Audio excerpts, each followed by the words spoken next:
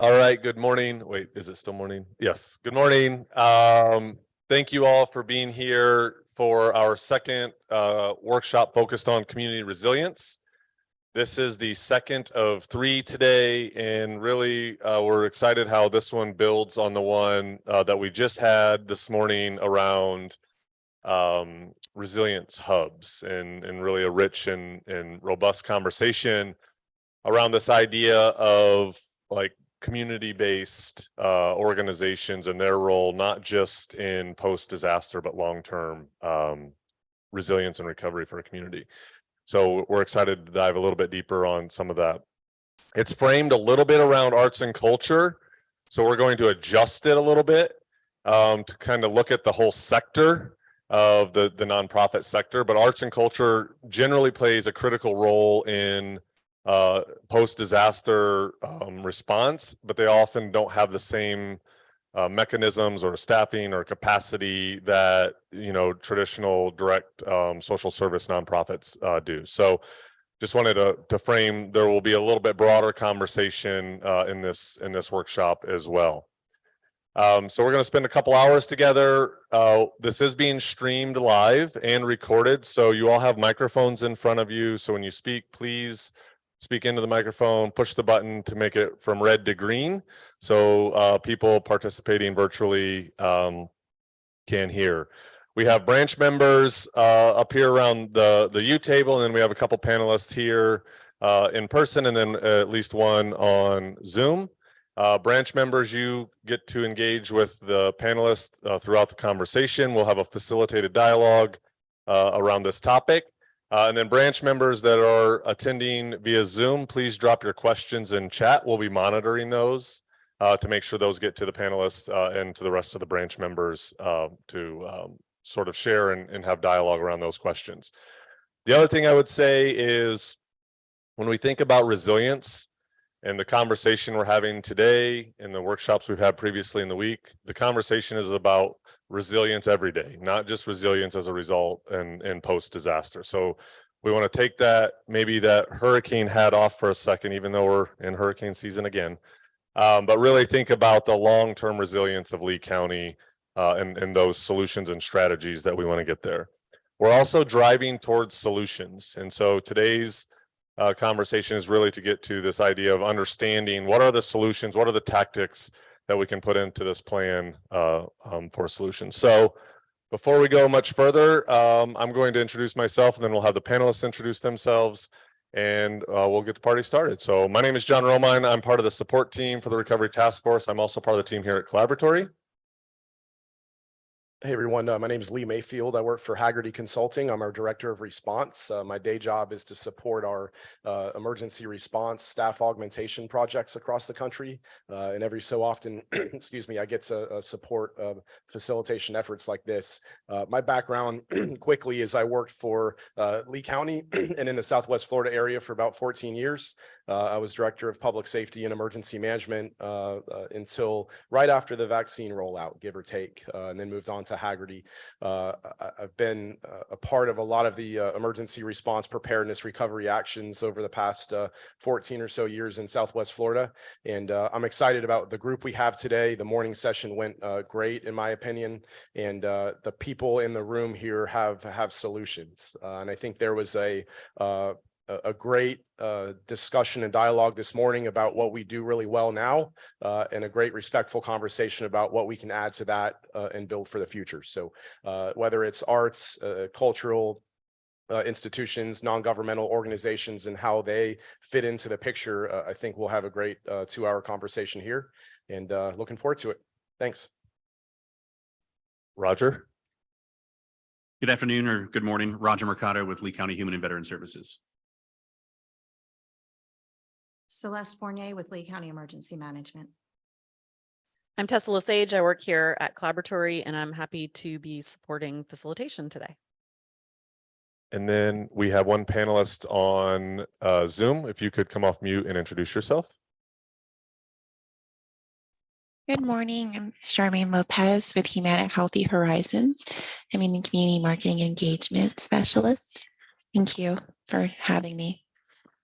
Great. Thank you. And to the panelists, thank you for being here, and to the branch members, thank you for your commitment this week and, during branch week and in between those meetings to really support the long-term resilience of Lee County. It's important and it means a lot.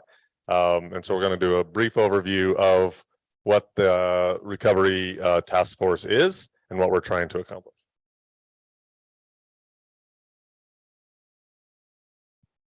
All right, so the Recovery Task Force is based on the FEMA framework for disaster response, and so this happens in communities across the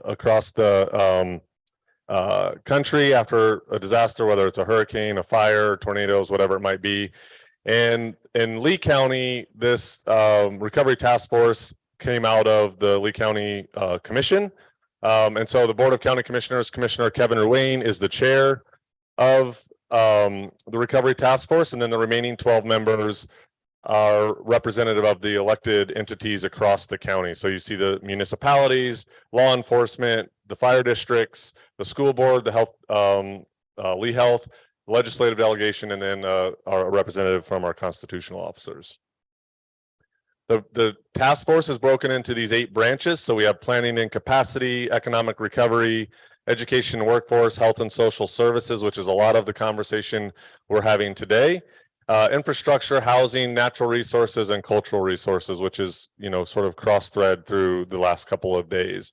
And these branches meet on a monthly basis. And so they meet here at Collaboratory. They are public meetings. And this is really where the branches have been starting to identify what are some of those initial priority areas and what are some of the solutions for long-term resilience for our community, specifically Lee County. And so that's what they've been up to for the past 3 months. There is public comment at the end of that meeting, same for this meeting. So as we get through this 2-hour workshop, at the very end, we will have an opportunity for the public that is in attendance to provide any input that they have for consideration. So this is where we are. We are on a bit of an aggressive timeline. We started late February, early March, really focused on driving towards a December 5th date where a recovery and resilience plan will be voted on by the Board of County Commissioners.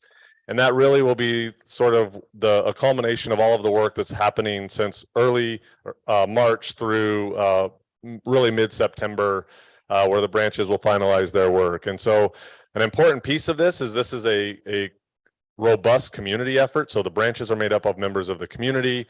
And then I'm going to touch a little bit on the community engagement that we just closed out a couple weeks ago across the entire county. And that effort and what's happened over the last 3 months has really been starting to gather all of the information from technical experts, from the branches, from local municipalities, from Lee County government staff, to really start to understand like where we kind of need to organize around to prioritize. And so that's been an important part of the puzzle. We had 17 town halls across the entire county.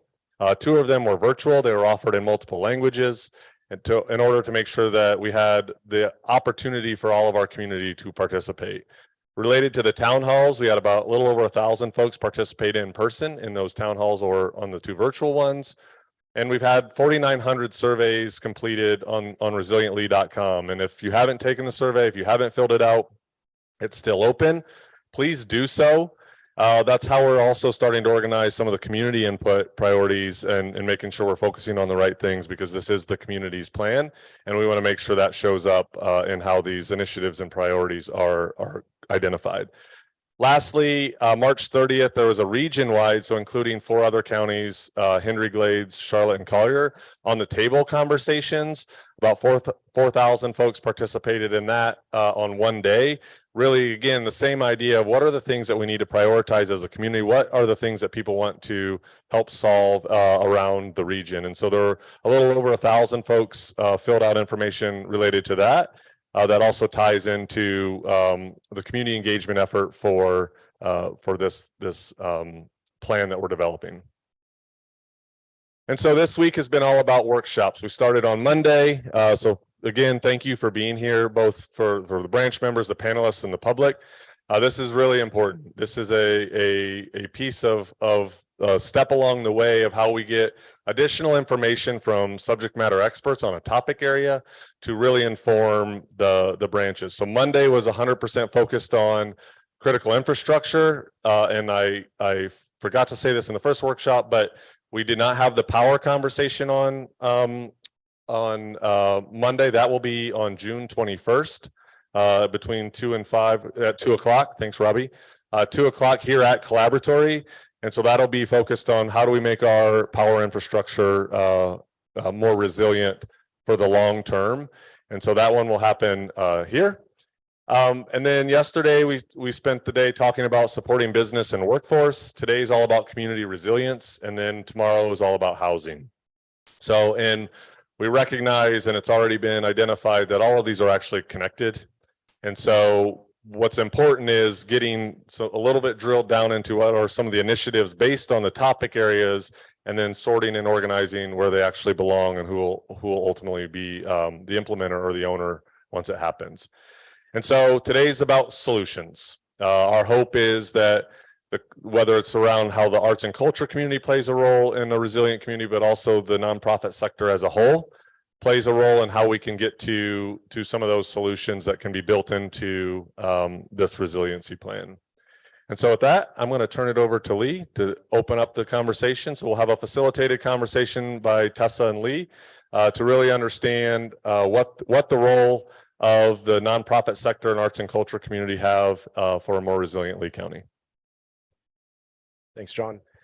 Yeah, like we talked about, I think there's some traditional nonprofit partners who are well ingrained in the emergency management process, Salvation Army, Red Cross, a lot of great groups out there that do incredible work. But there are also organizations in our community that support day to day that may not be as plugged in.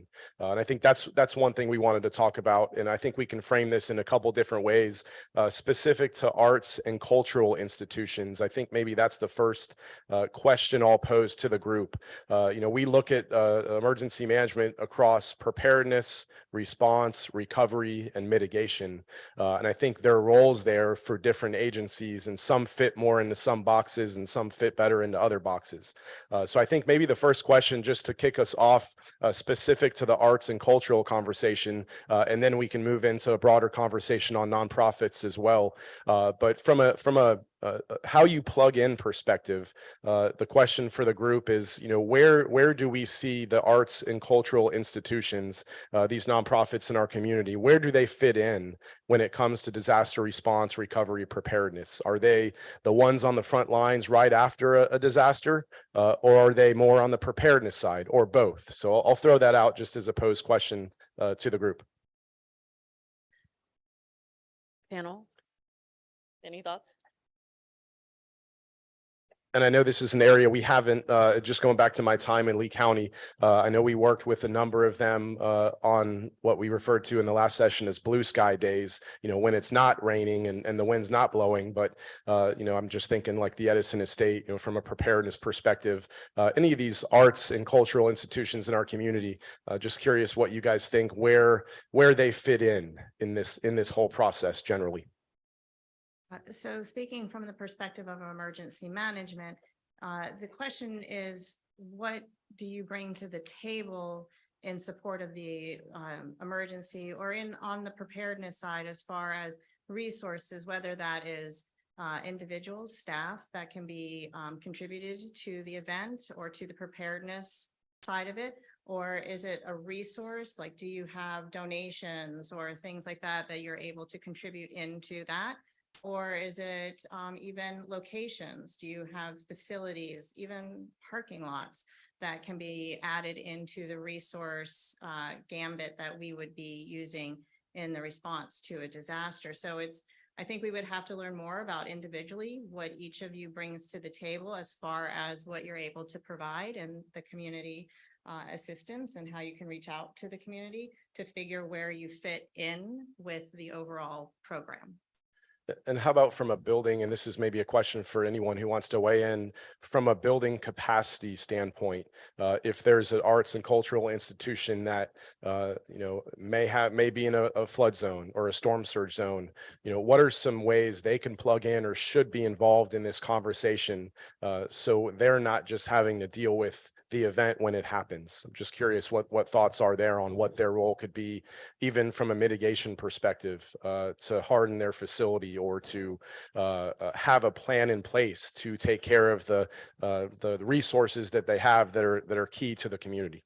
Roger, do you have any thoughts on that? I think there needs to be probably a more organized and formalized plan to include those folks from the get-go. From our perspective, when we work with our nonprofits, a lot of it is kind of surveying of their assets, and more importantly with the arts community. And I'll just reflect a little bit back on Ian, and because everyone looks at, food distribution, tarp distribution, where can people mobilize and park cars? Where can people spend the night? Where can trailers be put up? But when you look at the building perspective of it, there are a lot of folks in our community who have to get back to work for recovery. And if the school system is closed down, then what happens with all the staff and their families and their children? And so part of, I think, the more formalized conversation, I think, with some of the arts community is from a facility standpoint, that if we've got some nonprofits that typically provide after school care or summer care, but their buildings are not accessible, then how do we tap into that larger network of the arts community with all the assets they have and kind of repurpose their building post-disaster for other activities other than disaster related? The big thing that we struggled with right after Ian is, how do we get our department back to work? And if the schools are closed, what do we do with our staff? And so for a number of days, staff have the ability to bring their kids in the workplace, but we know not everybody has that flexibility. So in speaking with some of our nonprofits, they were at the ready to provide those different services. But if their buildings were damaged, then we were going to be struggling to try to find some other resources. So I think from a facilities and building standpoint, I think we need to look a little differently at the arts community, of not the recovery aspect of where can we bring water, where can we bring ice, but as a service option for a physical space for a lot of the things that happen post disaster.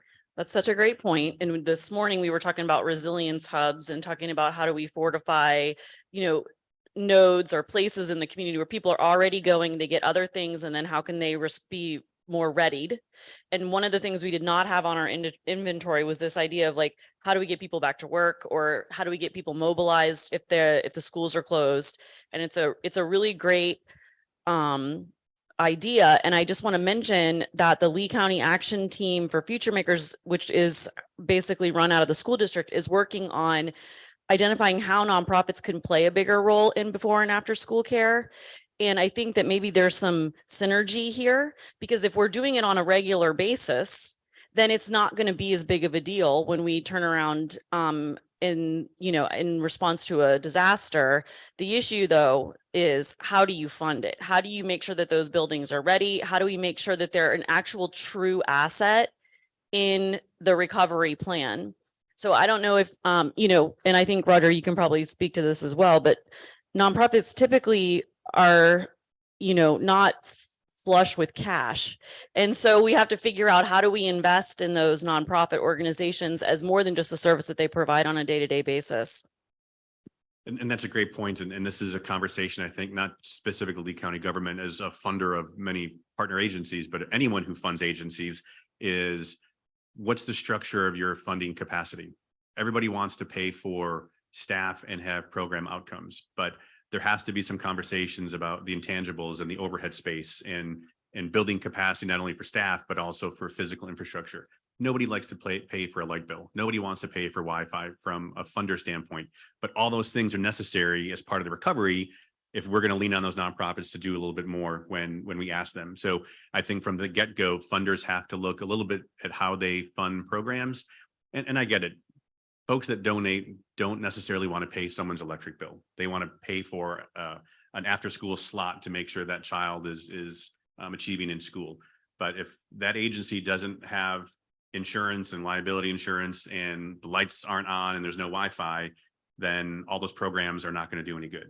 And so as a community and as a funder, we need to look at different ways to fund the agencies pre-storm and post-storm, to ensure that they're available for us when we need them, because they are the backbone of a lot of the work that we do. Roger, when you guys are funding these agencies, like within the United Way, there's almost a rating system that if they engage with multiple collaborative nonprofits, we trust them more, we engage with them more, because we know that it has a multiplying effect. Is that part of your underwrite on how you fund and choose the organizations? We have gone through some evolution over the last probably 5 years of how we fund agencies, and we want to become more program based or program outcome based, but we also have the appetite to figure out, how do we fund some of those things that most folks don't fund? And we look at partnerships and we look at relationships and how do you leverage those things? And so there's actually been some conversations even before COVID with some of the major funders in our community of, should we have a universal application? So all these nonprofits are hustling to apply for funding, and they're spending a week to 10 days on our application. Then they're going to spend a week to 10 days on United Way's application. And if they get money from the city of Cape Coral or from another funder, they're spending all this time and energy. And we know for those smaller nonprofits, that CEO is the director of HR, the director of development, the director of custodial work. And so everything that we do, we need to be more intentional because we know the answer. We just need, as a community, to come together to figure out what that looks like. And so we've had conversations about a universal application, so the agencies can do the work that they do, and we as funders can feel confident that, one, we're not duplicating efforts, but two, we're actually providing a service that we know is necessary. So in the planning side, to push back to that, and this is, I'm going to drop my mixed use comment early. Yeah, I did forget it in the first one. Sorry. Creating proximity and planning for access for those same type of ideas is, hey, if we have universal applications, what if we have easier access to transportation and multimodal points of contact? And so encouraging, or creating flexibility or ease of development for those agencies when they come proximate to each other, I guess is just an ask, because we know that there's efficiencies in scale when that comes. And great question. And I'll take it from the human service lens, maybe not the planning and community development lens for that portion of it. But that was one of the things, and I know when I walked in, Jen Hagan made a comment earlier, and you may have had this as an earlier topic. A lot of the work that we did in early 2000 was community organization.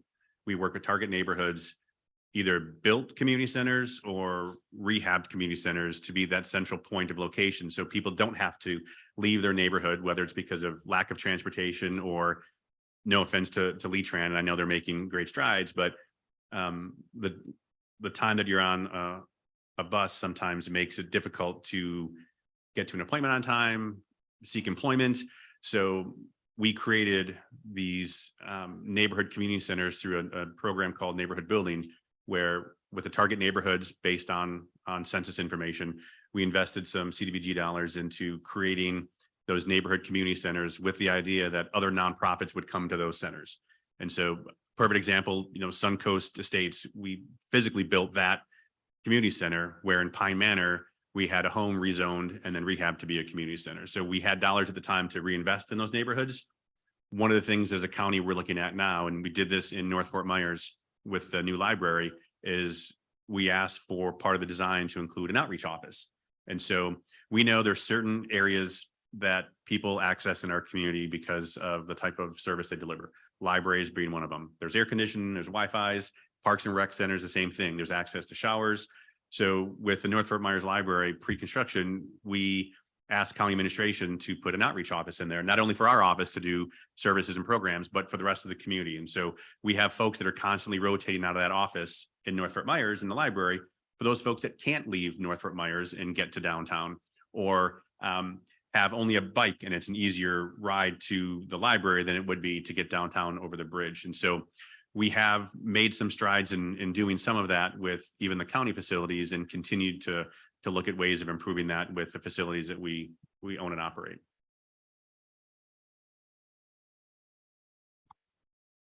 If I may, following up tangentially on the transportation question, but also relating back to the childcare needs.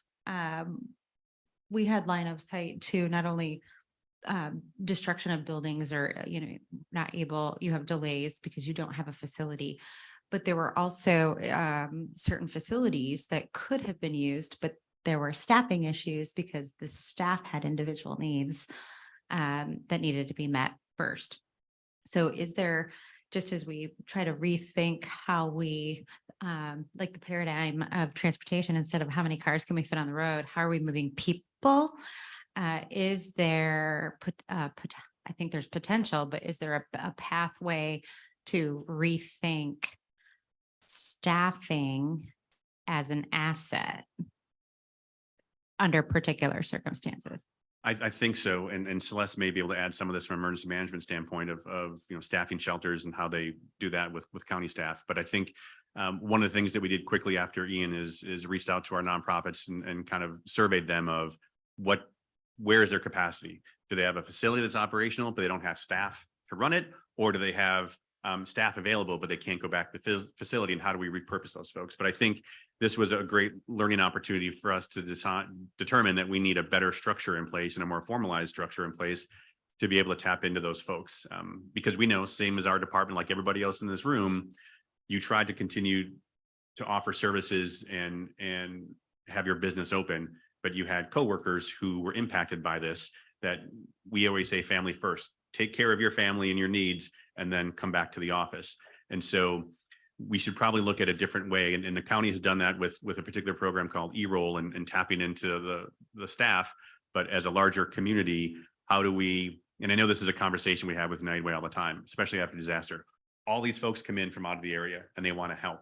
And what is the best way to funnel those folks into one, if they want to, one system that they can be deployed out in the community? And I know United Way does a great job with their volunteer center and the emergency management when they've got staff out there to stand up services. When people call in, they are deploying people to different parts of the community, but there should be probably more intentional conversation of not only building assets, but human capital, and how do we leverage that?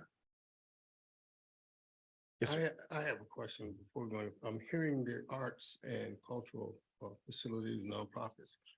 Why don't I hear anything about faith-based organization churches? Because they came to me.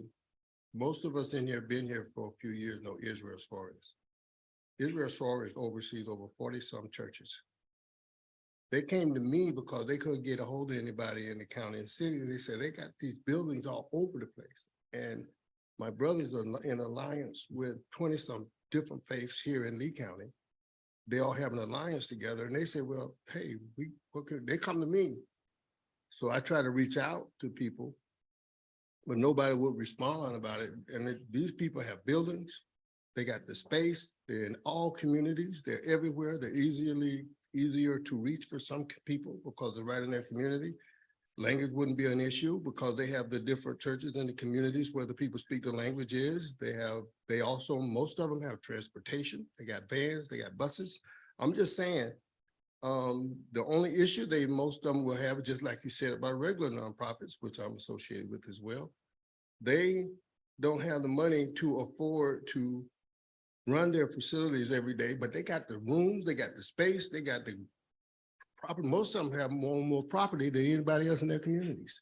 So if you need camping people to camp on their land, as long as you cover the cost of that, they don't have any problem. I'm just asking the question. That's a great question. And it kind of feeds into what we spoke about this morning. And Celeste, go ahead. Yeah. I just wanted to let you know that through emergency management, we have established a faith-based organization group that was in action during Ian. And I can provide you the contact information for the individual in our office that works with the United Way, because it is organized through a collaboration between emergency management and the United Way program. And so I can get you looped in, and then because they are always looking for more individuals to join this group. And so during Ian, they were helping us in the volunteer and donations branch for Ian. So there is an inlet for you, and I'm happy to provide you the contact information for that. And I think just to zoom out a little bit, the purpose of this discussion today is to talk through what I think, one, we do a lot of stuff really well in Lee County, but what else can we do, to your point, to add to that? We talked a lot this morning about how do we invest in nonprofits, whether they're faith-based or otherwise, during regular times, which is 99% of the day here, right? Or the year.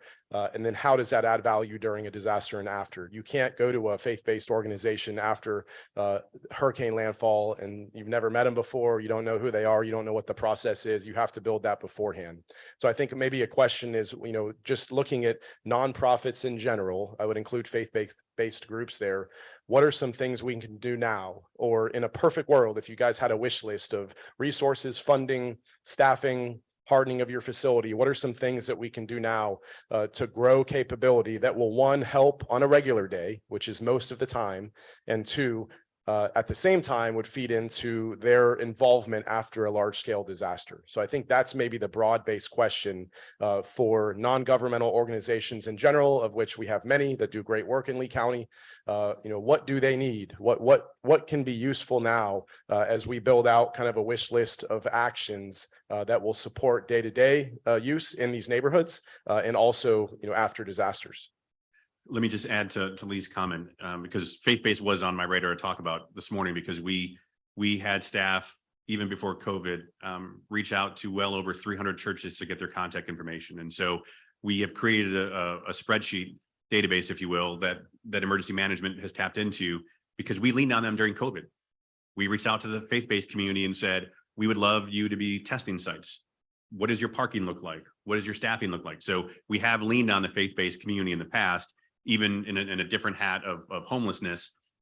There are a lot of faith-based providers that are part of the Lee County Homeless Coalition that do a lot of work and a lot of great services. Sometimes engagement, and Therese can probably speak to this with her former position, but sometimes the faith-based does not want to engage with the government for many reasons. And so we have made some efforts and had some strides with some of the community, but sometimes we need some of the nonprofits to help mobilize folks for a couple different reasons.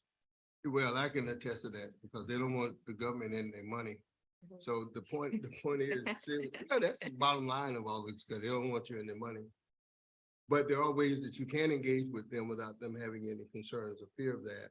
100%. And I think that would be a very good step to do all that now when there is nothing and do all that pre-qualifying location, property, land, what could be used, all that kind of stuff up front. Cause I'm telling you, if you engage just between Israel's group and the alliance that my brother's a part of here in Lee County. Now, these are all different faiths, from Jewish, Catholic, I mean, all of them are part of this.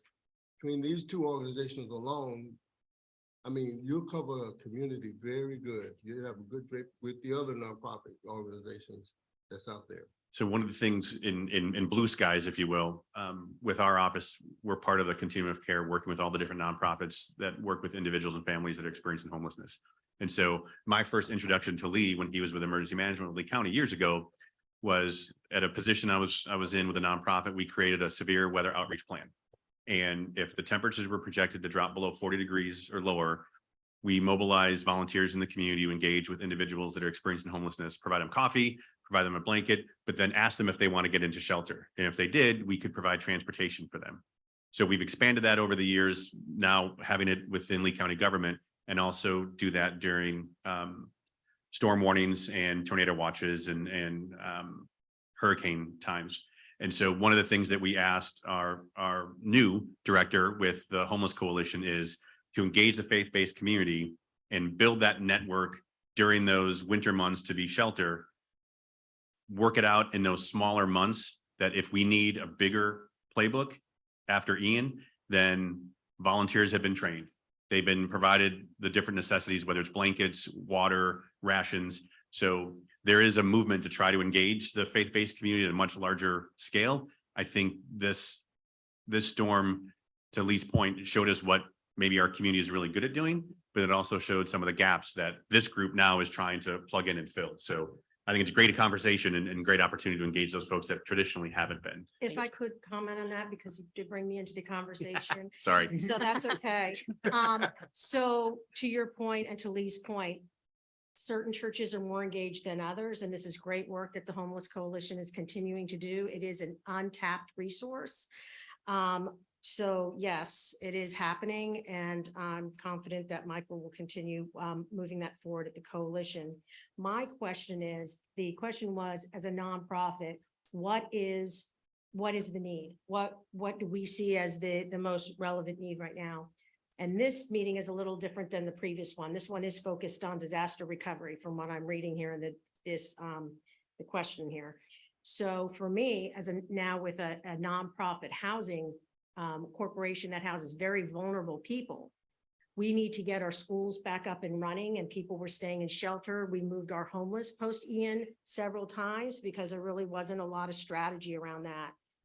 If there was some type of funding for resiliency for nonprofits, whether you're a housing nonprofit or maybe you're not, maybe you're an arts that could shelter people, long-term transition to be a transitional living space and harden those facilities, and they could be flex spaces during the storm and the disaster recovery stage. And Roger, my question for this workshop is, Lee County receives so much funding that has so much regulation around it.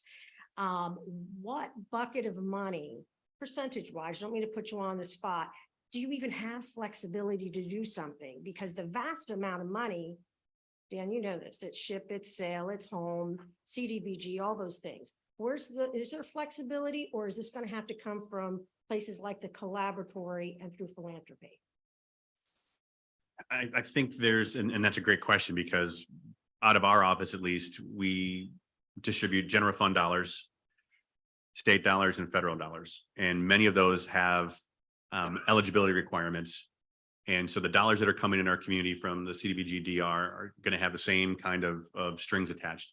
However, there's a bunch of different eligible categories that you could try to not fit a square peg in a round hole, but the categories are broad enough that you could find some eligibility categories in there.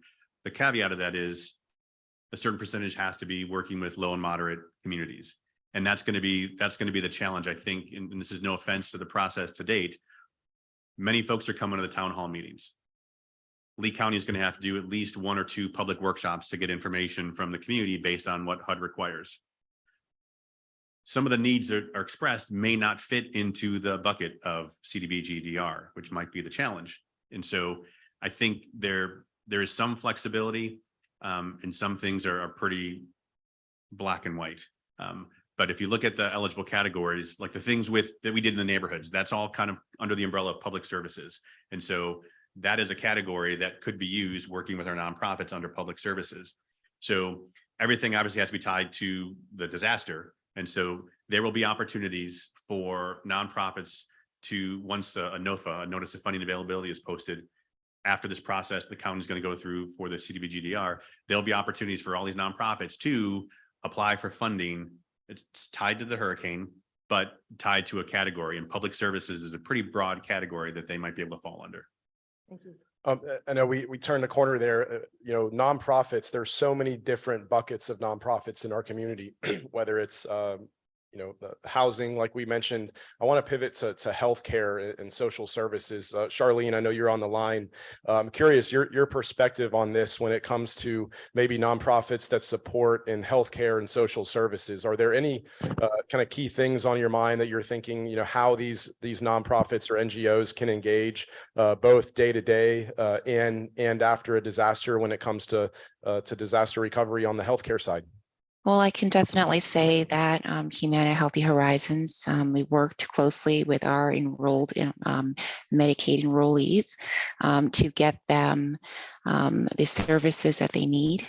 We work closely with nonprofits mainly. We work with faith-based organizations as well to get them housing, help them with housing, furniture, clothing, basic needs that they may need, food, whether it was shelter, transportation. These are things that we're actively doing and engaged more so with our members after Hurricane Ian in the regions that were affected, and specifically here in Southwest Florida. So with the need of a car, a lot of, as we know, a lot of homes have been destroyed, or still, their roofs are still under repair. So as you're saying all of these things, I'm thinking shelter.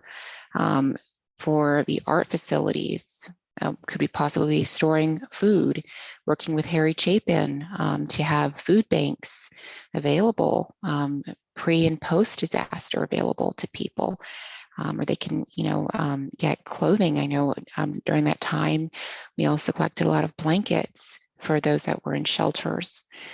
So what could we be doing before disaster comes, and knowing that we're preparing for storms, so that we have these things in reserve for those who may need them? Sure. No, that's very helpful. Maria, go ahead. I wanted to go back to specifically arts and culture and even the faith-based when we're talking about what we can be doing right now, and possibly introducing them to be a little bit more formal part of disaster relief. I know for our community, the building that fared the best was actually an arts building, was Big Arts. And that has become sort of the hub where you can get information out to people, and it really served the island well. They did all of this without having to think about some sort of funding for their overhead. So they were opening up the community for town halls and the different things that we're having to do. So I think addressing some sort of stabilized funding, they lost their season. All these museums, all these groups, they're not doing their shows, they're not doing their usual fundraising capabilities because they're not necessarily serving the community exactly how my organization is, which is directly helping survivors. So I think it's important to address that funding concern for all of those, and also bring them into a big aspect of the mental health. They provide a sense of normality for our communities, both the faith-based and the arts and culture. And a lot of times when we're trying to address mental health in certain older populations, or ones where it's sort of a stigma, the best way to destigmatize that is engage with arts and culture, faith, and start addressing those needs at that level versus at a social service, traditional nonprofit. So in all transparency, there was a couple of us that spent last night with City Council, Cape Coral City Council, discussing the value of the yacht club. And this is a hot topic, but when we're talking about arts and culture, that was the hub of civic and community engagement in Cape Coral for over 50 years. The conversation now is it's cheaper to demolish and redo it. So the question I have, and of course, I'm very biased on this topic. I grew up at the yacht club and both my grandfathers built it. So I'm being very transparent. But I also want to say that when it comes to arts and culture in our community, we need to recognize the value, which may not be fair market value, but the value in the heart of the community and the impact and the resources and the ability for that community to show up in spaces that otherwise were not there. And so I just wanted to highlight this discussion that's happening across the river with the potential of how do you assess the value in the history in a town that was built around this building to bring people to live the American dream. So I just want to throw that out there. And the another thought I had when we were talking about the infrastructure that Roger was mentioning, and again, in all transparency, we used to work together doing that work. But when you have the availability to work with the arts in a school system, when the kids can't be in the school because it's a shelter, because of something going on, and you have these embedded community resources or partners, that art has the ability to map the visible, to make the invisible visible, and how much of a heartstring, if you get these kids to show through art the importance of Wi-Fi or power or infrastructure, to pull at the heartstrings of the philanthropists, to fund the invisible social infrastructure needed to embed our community. And I'm just going to call out Celeste because I always look back at biomimicry. My master's is in environmental education and she's a beekeeper. So if we could start to talk about within biomimicry, looking at ourselves as a beehive, and a beehive in science is considered a social organism, a superorganism, excuse me. So if we start to look at what we need to do to rebuild our hive with every single each one of those cells, something different, but we're all connected and we can't operate without each other. How can we do that when you have to work together, you know? But I really think that the arts and the culture institutions have to be at the table, because often they are the first ones when you're talking about blighted communities that bring back that community. They are the first people that show up. So let's just recognize their importance in resiliency as advocates and often the ones that build and illuminate the infrastructure. So we've gone from hubs to nodes to hives. I think we're making progress. I don't know. Okay, That's my so science part. along those lines, and sorry if you weren't here this morning to hear the whole, you know, like parlay to that. So, and I don't know if anyone has examples from other places. So Lee, I'm asking this question in case you want to chime in, but are there actions that Lee County should take or that we should take as a community, not necessarily Lee County government, but in general, to safeguard our cultural institutions and their assets, given the role that they can play on a bigger scale than just what they do day to day, given the impact that they take when we are down for a period of time? What can we do? What can we do to ensure their sustainability? Yeah, I'll just kind of kick off that conversation. I think, you know, our profession in emergency management's coming a long way there. You know, the cultural, the arts and cultural, that's part of the federal recovery support function.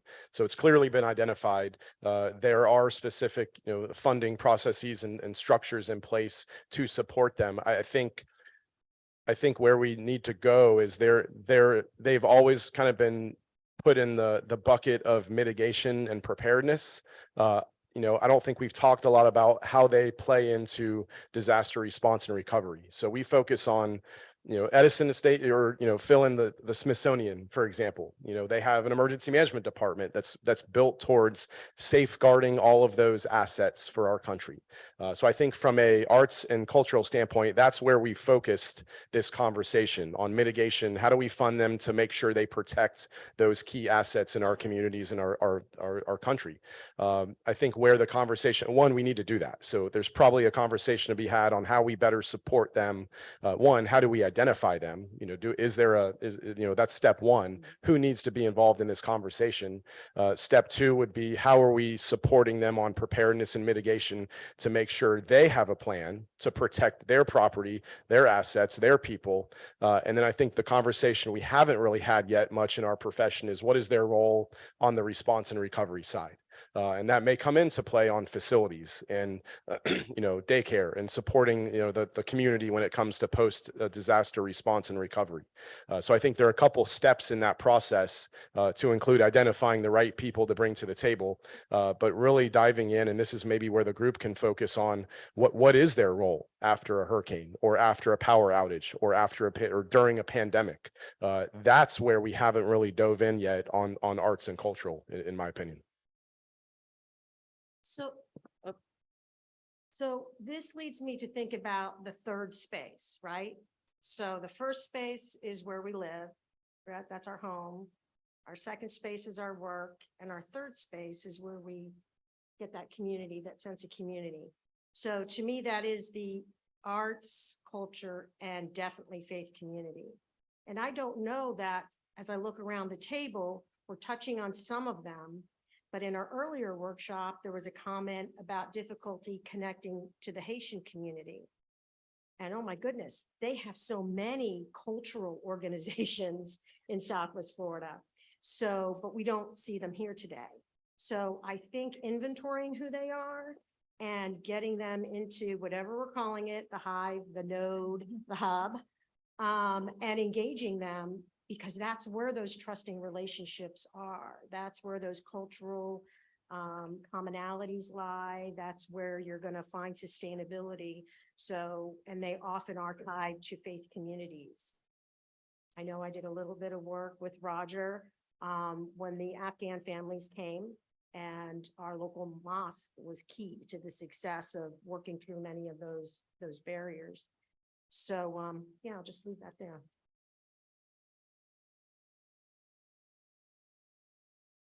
Go ahead. Can you hear me? I'm Frank Bonafili. I'm Economic Recovery Branch, and I had a question. I think the dialogue is wonderful, but we're kind of at a planning phase, and I think we can look at examples that are being used maybe in other industries or other places in the country.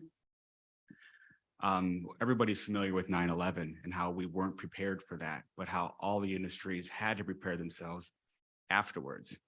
An annual check or an annual test by all these different groups that we're talking about, I think is something certainly that isn't a very cost prohibitive, but if we can target where we're going, whether it's a faith-based organization and we have parameters on where they can go, or it's a cultural building, and we're running those tests and we're setting some criteria that if the disaster happens, or shall I say, when the disaster happens, we've tested the bus routes. We've tested the infrastructure.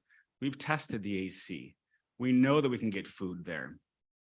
By running these tests on an annual or a semi-annual basis before those hurricanes, that's how industry runs today and has been very successful on that. So I wanted to bring that as something maybe on a business side as we look at kind of how do we support, and not just the community, but these cultural assets that really are part of the community or the core of the community.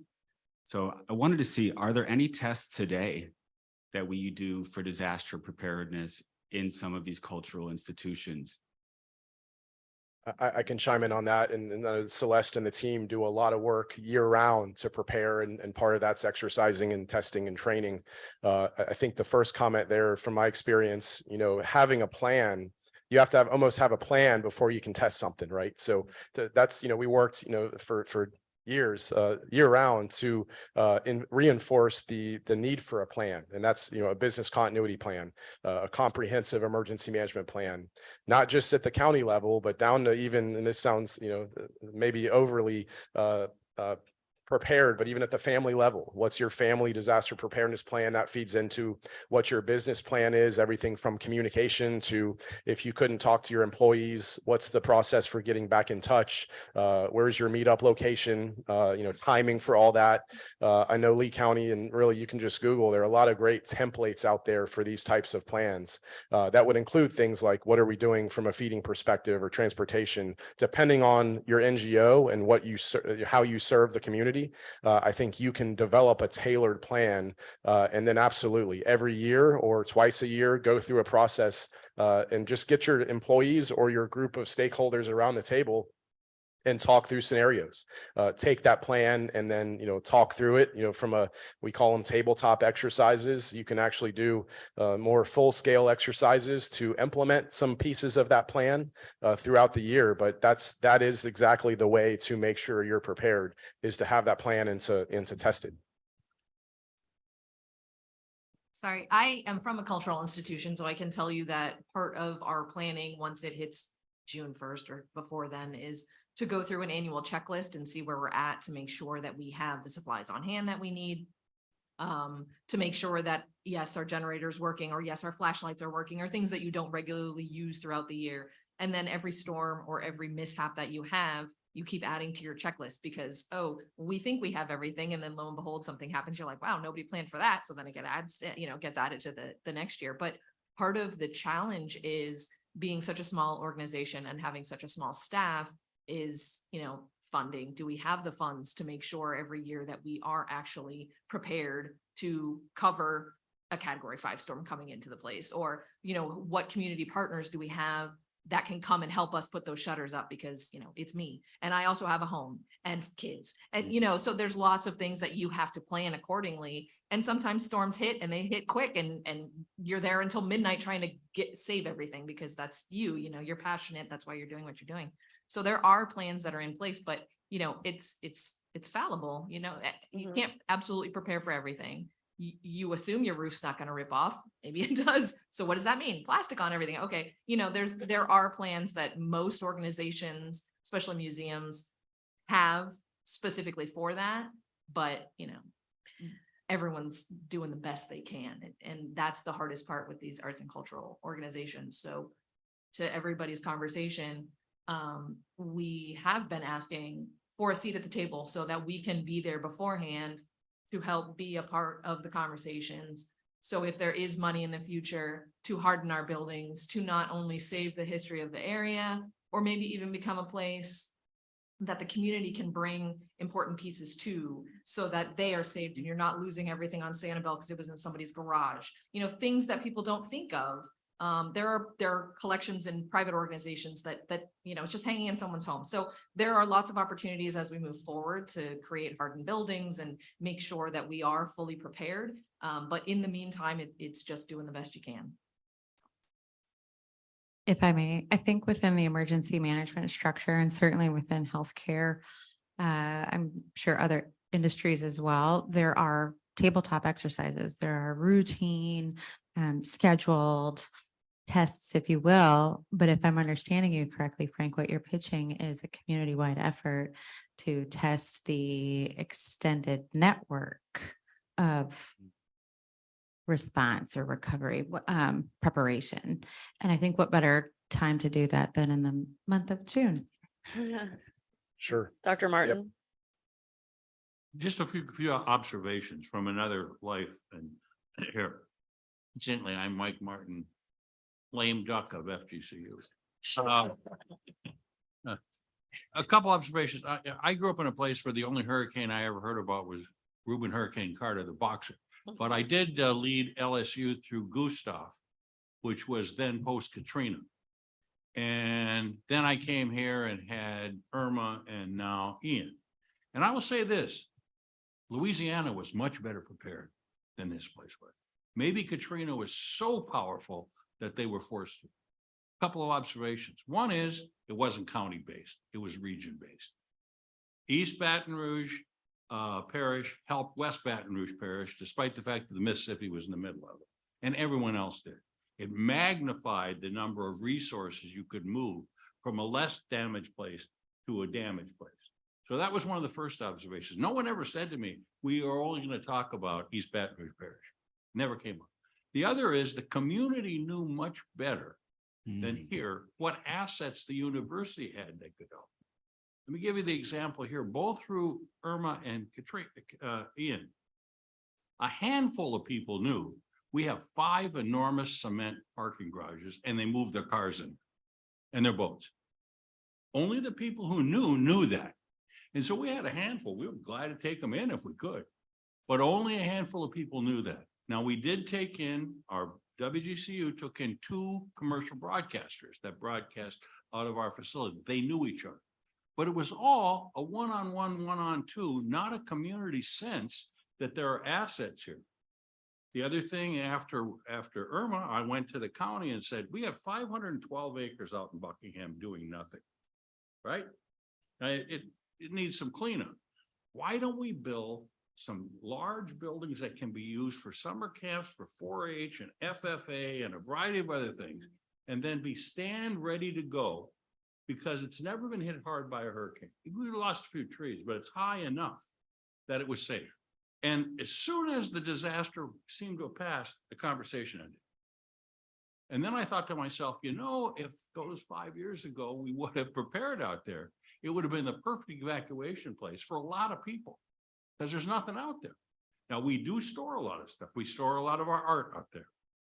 There's a big old meat packing plant that's scary as hell. I guarantee you, if you afterwards you want to do a zombie movie, we got the set for you, but we moved a lot of our artwork and other things into that building, but no one else knew we had it. And we didn't quite know how to let other people know we had it. So there is this sense that, first of all, somehow the storm knows the boundaries between Collier and Lee and Charlotte and Hendry County, and therefore we only need to worry about what's in those boundaries.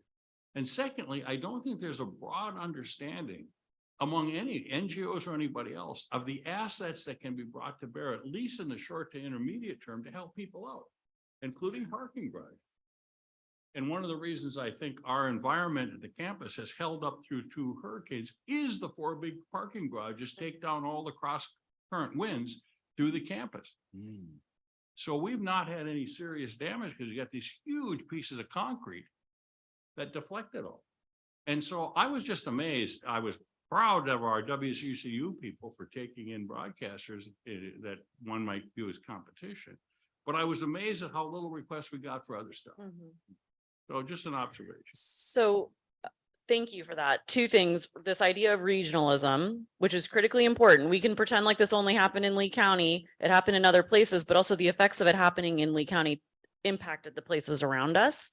And when people are still up and running, there's value in understanding what your assets are at a regional level. Just like we have to step up when something bad happens in Hendry or other places. So I think that that's a point worth us discussing. I think the other thing that I want to mention, though, and what I'm hearing is there needs to be some sort of inventory so that we actually know who we're reaching out to. I'm guessing some nonprofit arts, cultural organizations, faith-based organizations could use a template for how they should be and reminders for how they should be checking and being part of being prepared for a disaster every year. We could do that if we had a comprehensive inventory and sort of understood a little bit more about what exists. My question would be, and by the way, an inventory and assessment can be an initiative that we need to try to pursue as part of this effort. My question would be, who would house that? Or who would be what entity is right to manage that process and then manage that information over time? I mean, other people would have to be involved, right? Because you'd probably want to send out things from the EOC or whatever, and maybe that's but where does that live, that inventory process? Let me just piggyback a little bit on some of the comments before and then to your comments, Tessa. And so I was making a lot of notes while the conversation was taking place. And so one of the things that we did after Ian was surveyed all the nonprofits. And so we are going to be making an intentional shift in some of our applications to ask that question before a disaster. What do you see your role as pre and post disaster? But one thing that we could add as funders, and so anyone who's part of the conversation of funding agencies, is as part of their application process, submit your emergency management plan to ensure that they actually have one. So that's a great takeaway from this. And then obviously, Tessa, to piggyback on what you just said, what I wrote was asset mapping for the community, because it's obvious that we have not done a great job of that. And if we did, maybe it's outdated, because we know we've got nonprofits and faith-based that pop up all the time. And so from our standpoint, we can work with our NGOs that we work with and share that information with emergency management. But it's going to take the other folks to be able to do the same thing. And so I think obviously lessons learned, as many great things as we're doing, we're realizing all these gaps in our community. And so maybe a larger asset mapping exercise that the collaboratory does, or through the Resilient Lead does, to come up with a kind of a master plan at the end of all this, but to include asset mapping. And actually putting it on a map. Yeah. Yeah, I mean, like, we need GIS layers of So we this. did Yeah. discuss that in our branch. And in our branch, we have United Way at the table and Dr. Felke from FGCU. Dr. Felke worked very closely on a GIS mapping on our ad hoc mental health, behavioral health committee that we stood up for a couple of years. And we overlaid United Way 211 data.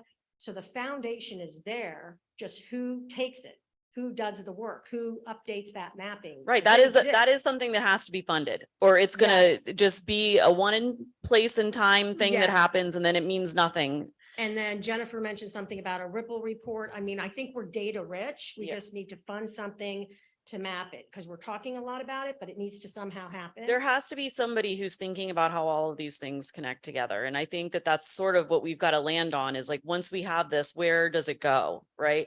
Yeah. And I do want to get back to the regionalism That's where I question. was gonna go next. Okay, So regionalism, my current role, now I have a regional position, just 3 counties. I don't know what you consider regional.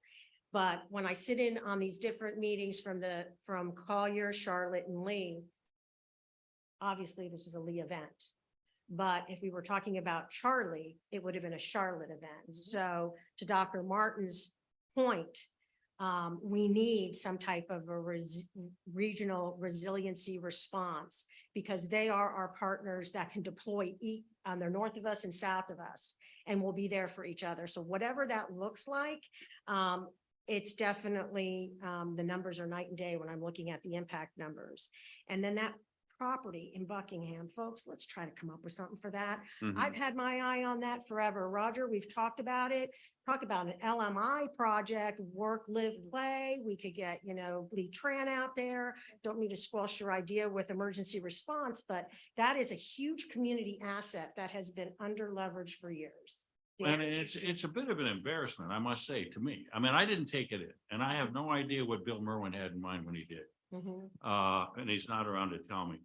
But my view is it could serve the community so profoundly if we could come together with a plan that we could actually put in place. The downside is the buildings are all asbestos loaded up, and most of them need to come down. Mhm.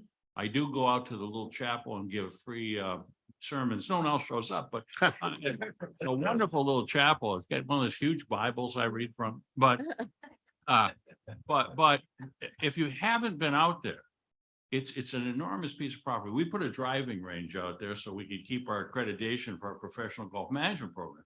But that only used about 12 of the 500 acres. Mhm. And again, it's one of those places that you can escape to, and you have a pretty good chance of avoiding the biggest hit.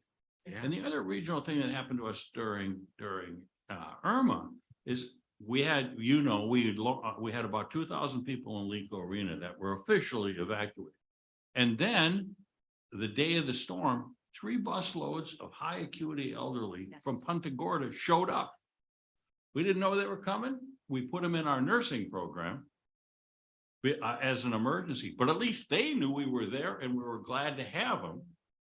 I did point out to somebody, there was one fellow who was pretty catatonic in a wheelchair, and I was pretty sure it was Axl Rose, but that was just my own observation. But so they knew we were there, or they knew where they could go. And I was asking myself, well, how many other people know or don't know? Because we could have found some ways to accommodate some people, just like with, you know, if you have a theater that can't operate, we have a theater you could operate out of for a while. So This is what this this is is such a great point because the complex nature of everything that could happen and that does happen and that exists as FGCU as an asset is something that needs to be considered on a very deep level, not just, hey, FGCU is an asset, right? So how do we really dig into the efficiencies we can create when we think differently about how we use space? Dan, did you have something? I have like 6 answers. Oh, So, Dr. Martin, there's a proposal for Lee County School District to combine and execute. And if we can further that conversation, I think there's some unique things that can happen. Roger, we have every single asset pretty much in CoStar, right? Like, and we can set up a separate mechanism of making our notation so that we could access that. And then rather than getting, 27 emails asking about buildings that aren't available after the fact, like we could just have those phone calls in advance and set some of those up. So I think there's a community network that's in place that can engage that might be there. Obviously, my favorite comment from Dr. Martin is that real estate saves lives by blocking wind. and vertical mixed use projects do create safe, strong facilities. wait, what kind of projects? Vertical mixed use projects. Okay, I just want to make sure I heard you. No one's brought that up yet. No. Yeah, you're incredible. So that's my 6 and 3. What And is CoStar?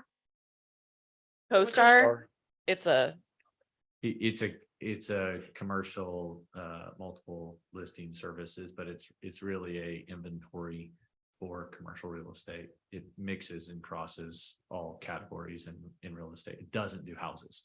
That's the only category. Like a LoopNet? It's owned by CoStar owns LoopNet. Oh. does the EDO have that? Do you know? I think they might. I would assume they would. Yeah. to hit real quick back on the regionalization piece, I think that's important, looking at other functions during disasters. And I think this is maybe a best practice we can have a conversation about implementing in other areas. Fire, EMS, law enforcement work very well regionally together. Something happens in Lee County, you immediately have strike teams and coordinators from Tallahassee to the regional level who know where to deploy teams, how to deploy teams. The Surfside event, I believe, was the largest response of mutual aid teams in Florida ever. We have teams in every region. People that make up these teams come from local first responder agencies. I don't know if that mutual aid regional network, I don't know if that necessarily exists in some of these other functions that we're talking about. So maybe there's some best practices we can learn from our first Modeling responder friends. Correct. Modeling that. I mean, some of us, like, it is 100% relationship based. So what Dr. Martin was saying, there's a lot to everything that you said, but if you have the relationship, then you know to ask, right? So after Irma, a few of us went out to Hendry because they struggled a lot after Hendry. They had all these resources. They could not get them out to the community. And that was something that we could do to try to support them. They have received so many people from Lee County because of this storm. They already had a bad housing problem. It's much, much worse now. And so it's impacting them too. We have to think of ways to model this emergency management model on regionalism with some of the other things that we do. Because FGCU is also an asset to Hendry County and to Glades and to Charlotte and to Collier. So we have to look at how those things in a regional way, the assessment, the inventory, and then the agreements and the relationships and understandings that we have need to be expanded, I think, is what I'm hearing. And there's a funding process for some of that on the first responder side, even state to state mutual aid. So maybe some of that can be modeled across, different sectors in the NGO world as well.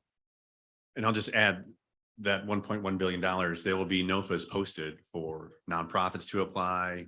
And whether that's a conversation the county has specifically with FGCU about the Buckingham project, if the school district project doesn't work out, but there's funding coming. It's just a matter of going through the process now that eventually NOFAs will be posted. And one of the notes I made here, even for funders to consider, is it Janelle?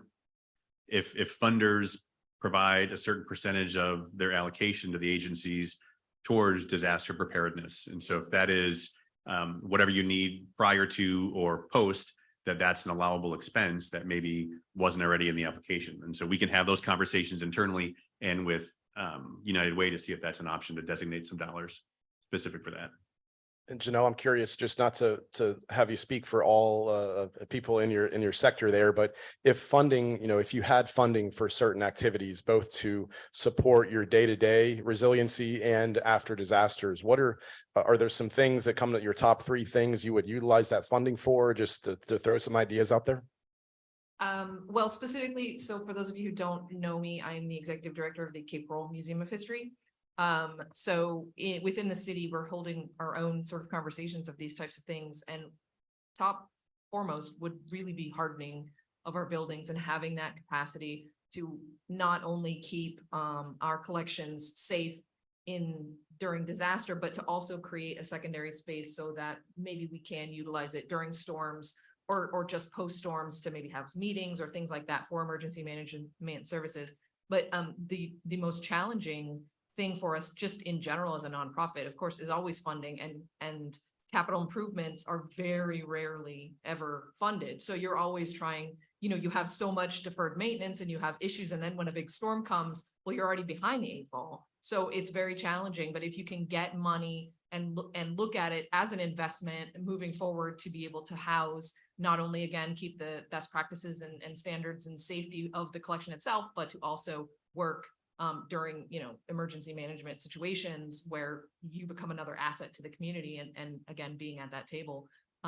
But really just in general, it's being a part of the conversation. So that's not necessarily funding or what we could do, but it's remembering we exist and that we also need help, that we are a pertinent part of the community. We do have an economic impact.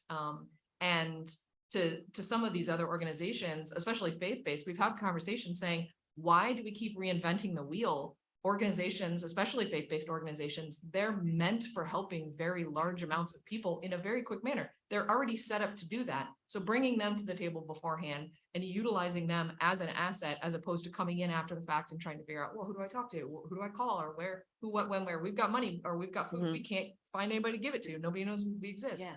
So it's really being just a big part of it. We have to recognize the capacity of these organizations too. Like, we have to understand their capacity and adapt how we try to bring them into that capacity as well. Yeah.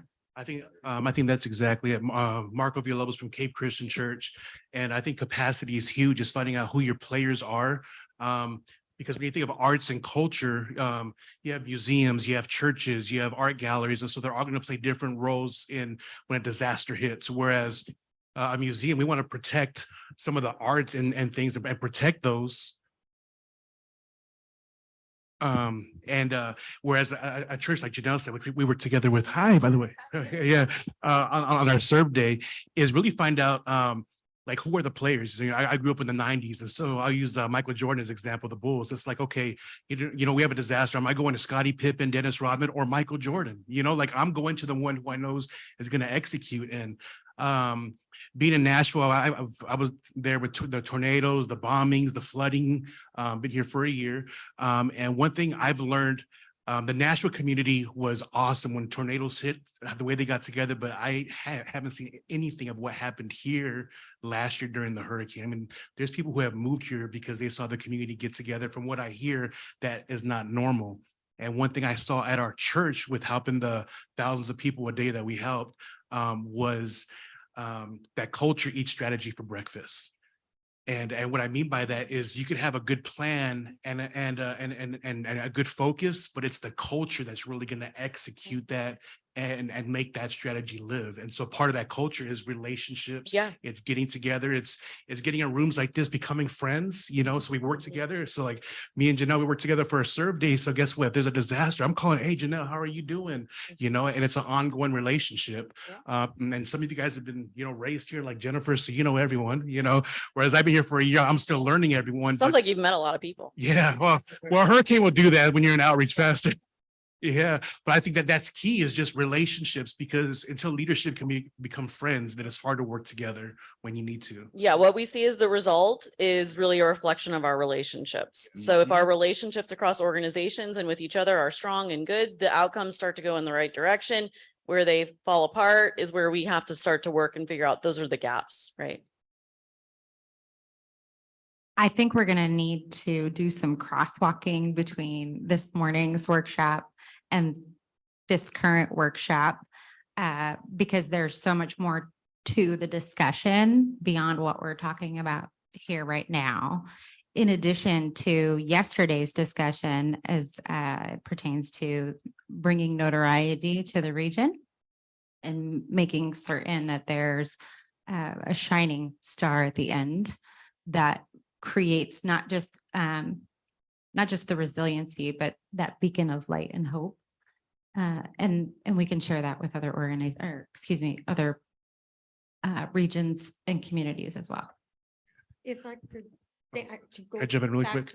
Yeah, one thing, me and Janelle, in the cultural branch that we had, we talked about even art in Lee County, how it's lacking. You know, there's not a lot of creativity in arts here as compared to other counties like, Collier County and what's the county above us?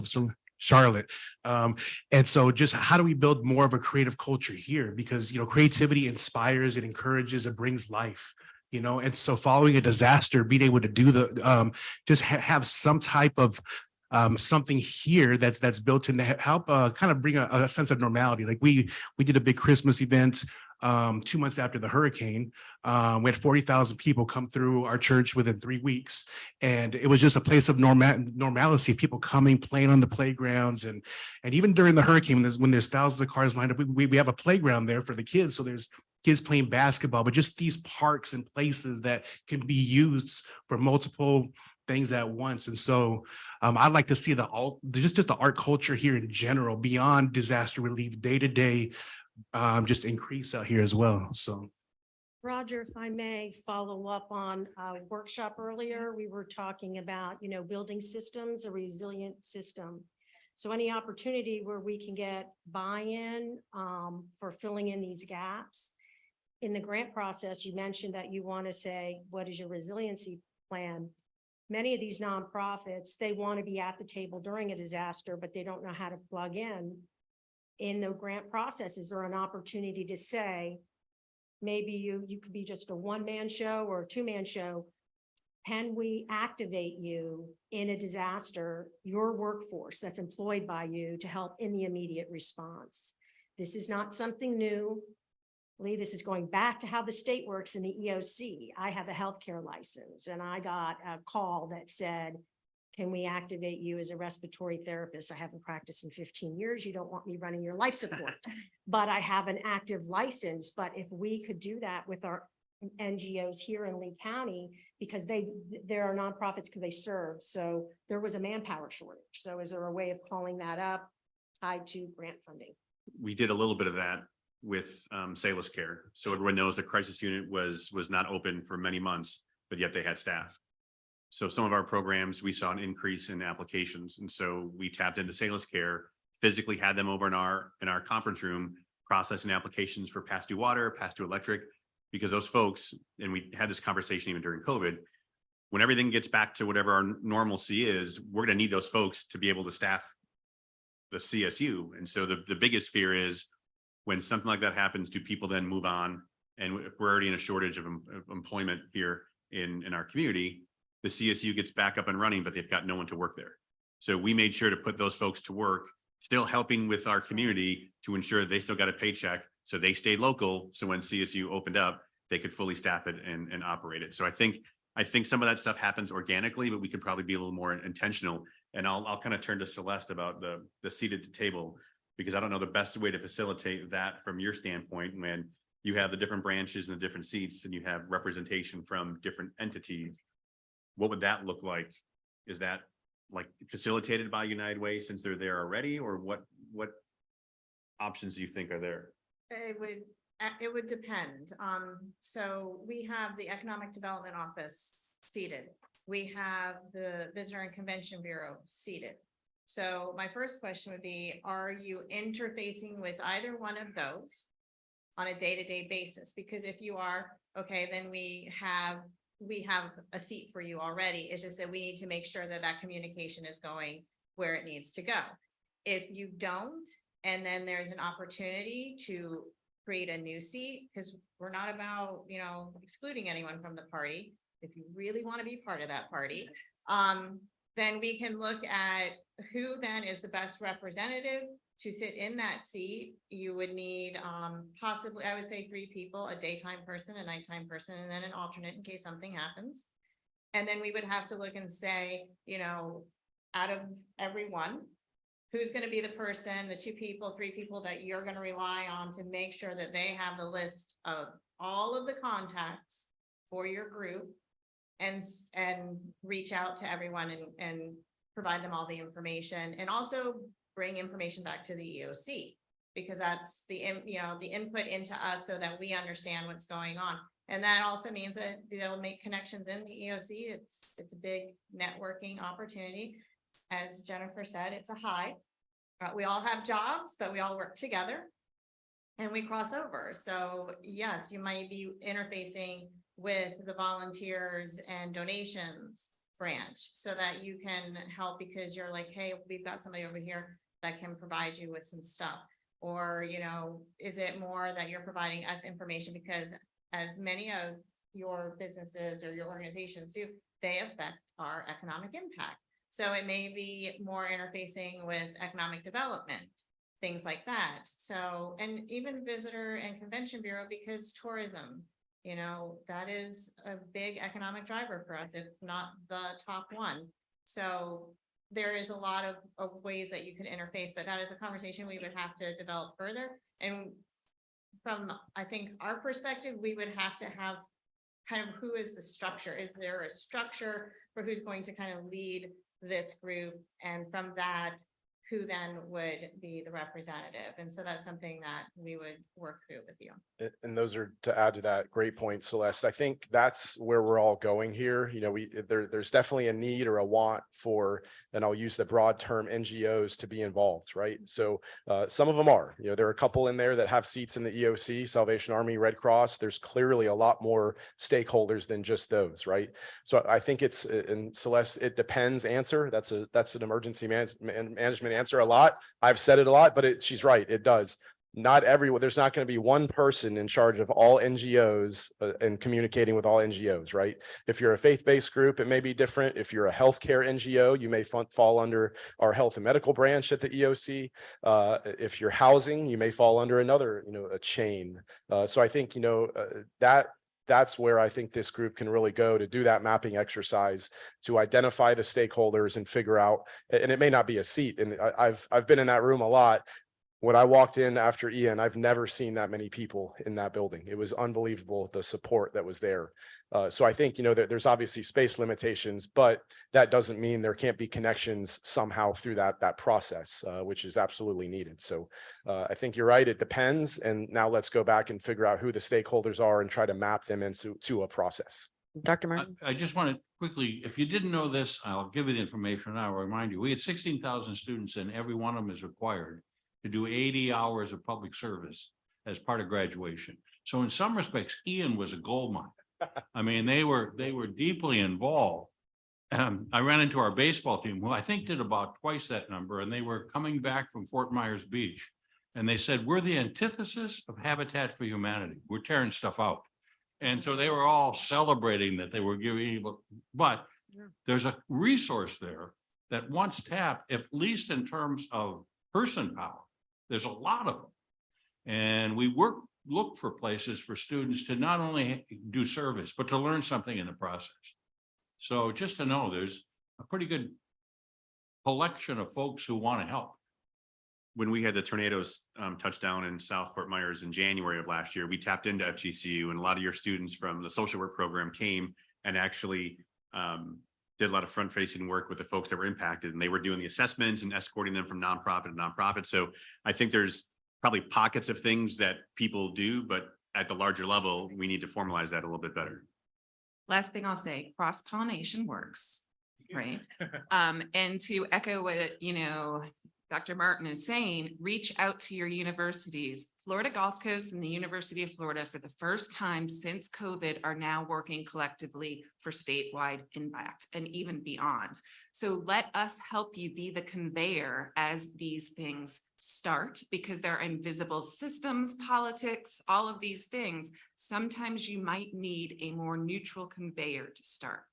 And let's harness our future workforce and our academics and all of the science that we have available through these universities to make us more robust collectively regionally.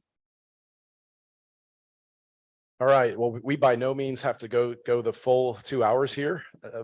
Go ahead. Yeah, sorry, just a couple questions. My background's more healthcare, not so much in some of the other areas. And we're very used to running emergency management plans. That's how we're prepared. That's how we organize and stay really focused throughout an emergency or disaster.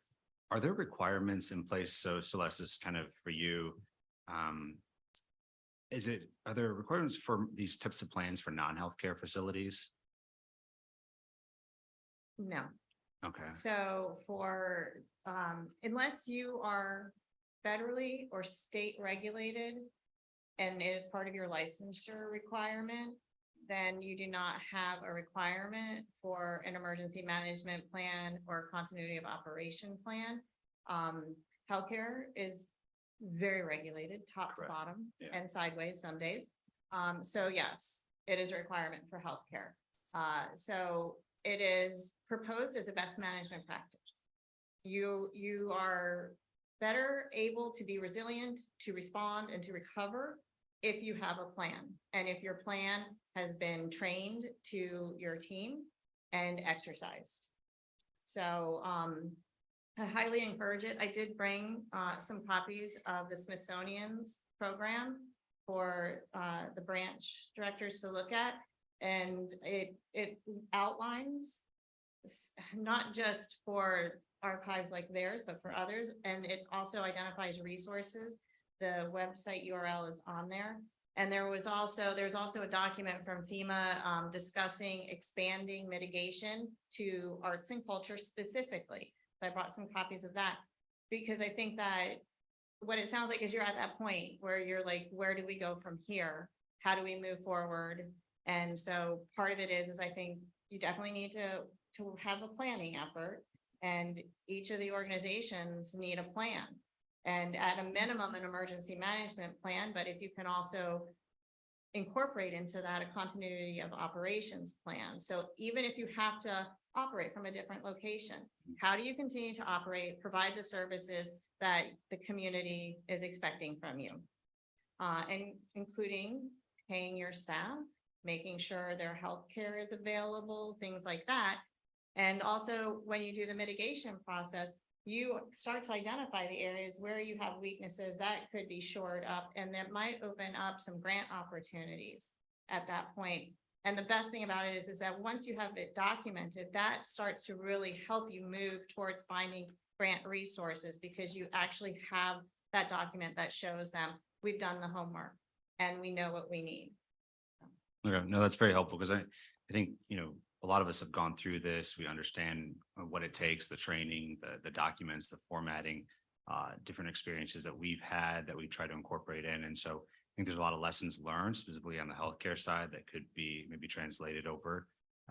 Also, are there resources or funding, or could this be a request on the resiliency side or the hardening of these types of facilities, and or going out and doing that assessment for some of the smaller ones that may not know exactly what to look for, or what they need, or what expertise may be out there, but to be able to get some good assessments of these facilities or these organizations, see how we could harden them. What would it take besides maybe just the top 3 things that they needed, during a storm or after the storm, to get out there? Because, that's one thing that we're focused on right now. And how do you keep water out?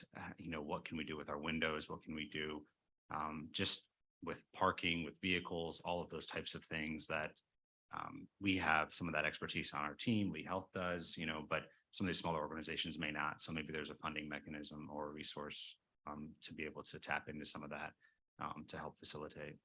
And then the third comment was just, I know once again, healthcare hat on, we report our bed capacity out, almost was it twice a day, during like before and during and through. So if somebody's looking for placement or they need to come from another area, we have that capacity to be able to take them in. Is there anything like that for resources in our community, whether it's capacity with meals, whether it's an surplus? Is that more of an EOC question, or how do resources move around the community during a time of need? Is there a way to go in and tap to see where those resources are so that a lot of that comes out of Sorry, a lot of that comes out of emergency management. We have kind of a network of the neighborhoods that we work with that we fund and do some work with, but I think at a larger scale, those resources, I think, more or less are deployed through emergency management and their operation. So in emergency management, we have an entire section called logistics, and resources are exactly what they are involved in: getting them, deploying them, finding them wherever they may be. And it goes beyond just the county, it's regional, it's statewide. And if we have to go outside the state, then we go through that process as well. And so with that, part of it is that when we're looking for the resources, it's the outreach. Who do we know that has resources? Can we get a hold of them? What do you have that's available? And so it's a lot of that communication that occurs. And then once we identify, someone that has those resources, then we're like, okay, we have the resources. Can we get them here at this time type of thing? We need this much of however many widgets that you have. So, and it can be personnel too. It is not just widgets. It can be, property, like, as Roger referred to earlier. Sometimes it's about the staging areas. We just need an empty lot so we can park semis that have the resources that we need to deploy. So it's things like that. Yeah. And, temporary housing in the sense of like the people that come with those resources, could they come with their own base camps, but we need a big place to pop up that base camp. So there are a multitude of types of resources that we are looking for. And so we and it goes against something I have said before. I have told many people, especially in healthcare, we are not Amazon, but we look like Amazon during the situation because we are trying to find all of the resources for the community and then deploy them out to the community. So that is kind of like centralized what we do. So does that happen through phone calls? Is it an app? Is it a website? Emails. We Okay. have an incident management system called Web EOC that Yeah. allows us to have communications directly with the state about resources and so forth. So any form of communication that is available and still working, depending on the disaster, we use it. And I think there's some resources that are easier to track if it's coming directly through the county system. That's one thing. We should have the county, I say the county should have ownership of that that resource or that process. To use one example, feeding has been historically difficult to track because not all of that's coming through the Emergency Operations Center network, which is fine, right? We know there's a lot of great stuff happening, but I think there's probably other circumstances like that where historically it's been a little bit difficult to track, how many meals are here, how many are here. Some larger NGOs have a process in place and are well coordinated through the EOC, and some, just got into that business, right? Welcome to Southwest Florida. So I think there's ways we can improve on that. We can improve that collaboration. Not that everything has to go through the same formal process, but it sure would be nice to have a better, visibility and playing field of feeding, for example. And that's a great example, Lee, because many people come from out of county and out of state because they just want to do the right thing and help people. And you don't know what you don't know. So some folks will just come in and say, where do I go? Sometimes they don't coordinate it through the county, which is great. And sometimes it is, but a lot of our NGOs will just set up their mobile food pantries based on hardest hit areas. But I remember being at the Lakes Park Disaster Recovery Center. 2 guys literally drove in from North Carolina with a box truck and they said, where can we bring these things? I called 3 or 4 different nonprofits and all of them turned it down because they said, we've got stuff, we've got this, but I'll take this and I'll take that. And I talked to the gentleman, I'm like, we're not going to piecemeal. We just want to bring it down and help people. So after making about 20 phone calls, finally found a nonprofit who was willing to take those items. Not because they didn't want to help people, but because there's so many resources coming down in the community. The nonprofit said, no, we're good on clothing. We're good on water. Give it to someone else who needs it. And so sometimes things just kind of, again, I hate to use the word again, but some things just kind of happen organically. And sometimes we hope it's all planned and structured, because then you have the way of promoting that. And so I know this sounds terrible to say, but you know, the county put a bunch of stuff on the website. Well, if you don't have electricity or Wi-Fi, then you can't access it. You can edit that out, right? But we tried to put as much as we could on the website and do a lot of mapping of where all the food pantries were. Even now, with the school district out, all those maps exist of where people can go for the school spots. So it's great information, but it can only be shared if the EOC gets it to actually promote. And sometimes people just come in and do what they think is right, that sometimes we don't even know about. Roger, I wonder if, right now we're doing a lot of warehousing through United Way. Yeah. Right. I think what we've got available as far as you can access and say, hey, there's a bed. So the community can, the donors can. I wonder if we can invert that in those times is outside of the area, they'll still have access to technology. So if we can say, hey, can you post what you have? And then we know who to go to and have it both ways.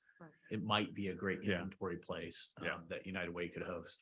And this folds in really well with the conversation from this morning's workshop, where there's an inventory of all of the agencies, organizations, nonprofits, faith-based, whatever their structure, coalition even, of what they experienced insofar as activation and understanding what they feel their, not just their capacity, but even whether or not they want to do it again. So we had a very frank dialogue about that. And Ben Avis has a lot of notes. So we're very much looking forward to following up on that on the other side of all of this. But I think that we would be remiss if we didn't fold that in all together. And Roger, I love the idea of the universal application where all of this could be streamlined, but also regionalized, because those partnerships are being built currently. Yeah, I just wanted to say I would love for the EOC to have one centralized way. I know that's how out on Sanibel and Captiva we got the majority of our assets, because contrary to some areas served, there wasn't the notion that Sanibel and Captiva had a big need just because of the makeup. So I have to say thank you so much to our partners, like for example, Harlem Heights, who was getting buses and buses of things that we were not getting, just because when people think of Sanibel and Captiva, they don't think of that need, where they were kind of saying, well, we have an abundance of things. Can we get you some of your needs taken care of? And of course, the EOC, the immediate relief needs, ice, water, comfort stations. I think that sort of process and getting it a little bit more streamlined for all things, not just the immediate relief efforts of a makeup of a comfort station, is important to make sure that all communities get what they need post-disaster. Okay. To follow up on, Troy, he chairs our Health and Social Services branch. And this, you brought forward a discussion we really got into, which we know the role of the EOC, the Amazon role and whatever, and we know everybody was sourcing the items they need. But to Maria's point, right after, a couple of days later, Roger's point, all these NGOs coming in, I didn't know where to send them. My phone was ringing off the hook at Lee County Homeless Coalition. And the people that were feeding at the Broadway Palm, no one was showing up. So there is a need for, and we were asking for it in our branch, for some type of a mechanism to, first of all, accept the help, the social services help from other agencies, but then see that they're being deployed to where they need to be deployed. We all have stories of people that have passed away because they weren't touched. Well, and it's a great point. And I think where does it sit? Deciding who is the repository for that, because also, part of Future Makers, we were in the school district. It was a catastrophe with people bringing stuff to the school district. They had nowhere to put it, but people were bringing, everything to the school district, and they're like doing other things, right? So figuring out how can we get the word out about where's the place. I would say, well, one thing that helped out with us, because we're a church, we have over 100 members on staff. So we were able to pivot to over 100 people helping, plus our volunteers. And one of the biggest obstacles was communication. We had no internet. And so we're back here, all these NGOs are coming in. I'm getting 5 phone calls every 60 seconds And so what we had to, we have a big enough team where our senior pastor, executive pastor went to Orlando just to have internet to make the phone calls, to operate as like the owners of a football team, make the play for us that were on the ground here, say, hey, run this play. And we finally figured out that, okay, let's get Starlink down here. You know, we got Starlink in the midst of all this crazy chaos, started using that. I think having these hubs or these hives or, you know, of different places where we could let the community know before, hey, if you lose power, if here's where you can go to find out where you can get help. Here's internet access, and have these little hubs of just internet, because that's just huge. I mean, wars have been lost because of communication. Yep. And I think just having that internet, I'm sure that's been Yep. thought of, but I Yeah. just thought I'd give a real life example. Yeah. So any other comments here? Because I do need to move to public comment. Did you have anything final? that I'll you just wanted- add to that, the county is working with Lee Health and a bunch of other stakeholders with DEO on a whole broadband program. And if whatever that looks like, we've talked about, they've done, you know, the tests of where the speed is in the community. And there's been conversations of, do you have a mobile unit that is a mobile Wi-Fi hotspot into a community? Do you create these kind of telehealth and telemedicine hubs in the rest of Lee County so people who can't access it can? So at a bigger scale, there is a conversation about building a better broadband system here. Other final comments from the branch? I just had a really bizarre situation happen at our museum. That was sort of the opposite of that, is we were not communicated with at all. And all of a sudden, because we sit on a public park, we had people that were camping. So we were open to the public. Luckily, we did not have very much damage and were able to open within a few weeks. And all of a sudden, there was all these people camping behind the museum. And we, you know, the first night we're like, who are these people? What are they here for? And it turned out that they were a church group or something that was looking, and this, they had coordinated with the city, but the city didn't let us know. So, you know, our big fears were like, okay, well, we are a building that has security issues and these people are right in our backyard. And what happens if our building burns down? Or, you know, there were things like that. So on the opposite side of that, we weren't communicated with at all. And yet they were utilizing our space. So it goes both ways. Okay, thank you. So, I do think we got a lot of really good ideas and initiatives out of this. We have a good list. You guys, you did a great job. You covered a lot. If you have other ideas for initiatives, you can scan the QR code and fill out a form. Anyone can fill those out. Things that popped up from this, anything you think of later, things that we might not have gotten to. So don't forget to do that. And so now I'm going to see if there's any public comment. Oh, surprise.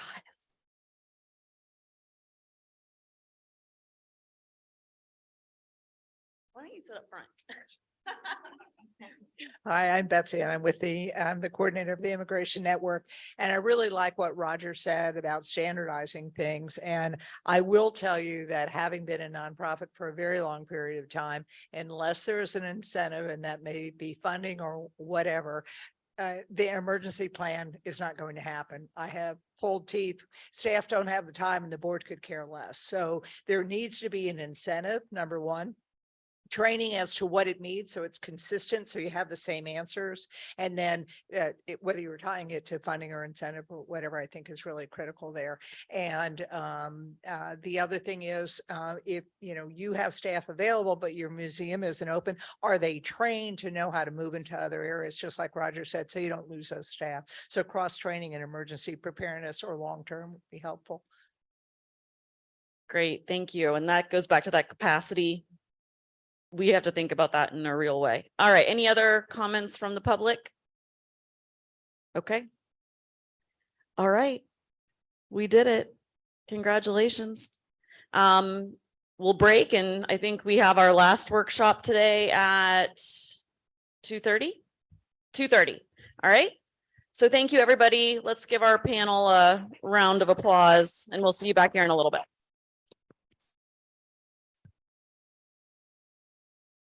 Did I hear correctly that you're with Fort Myers Beach?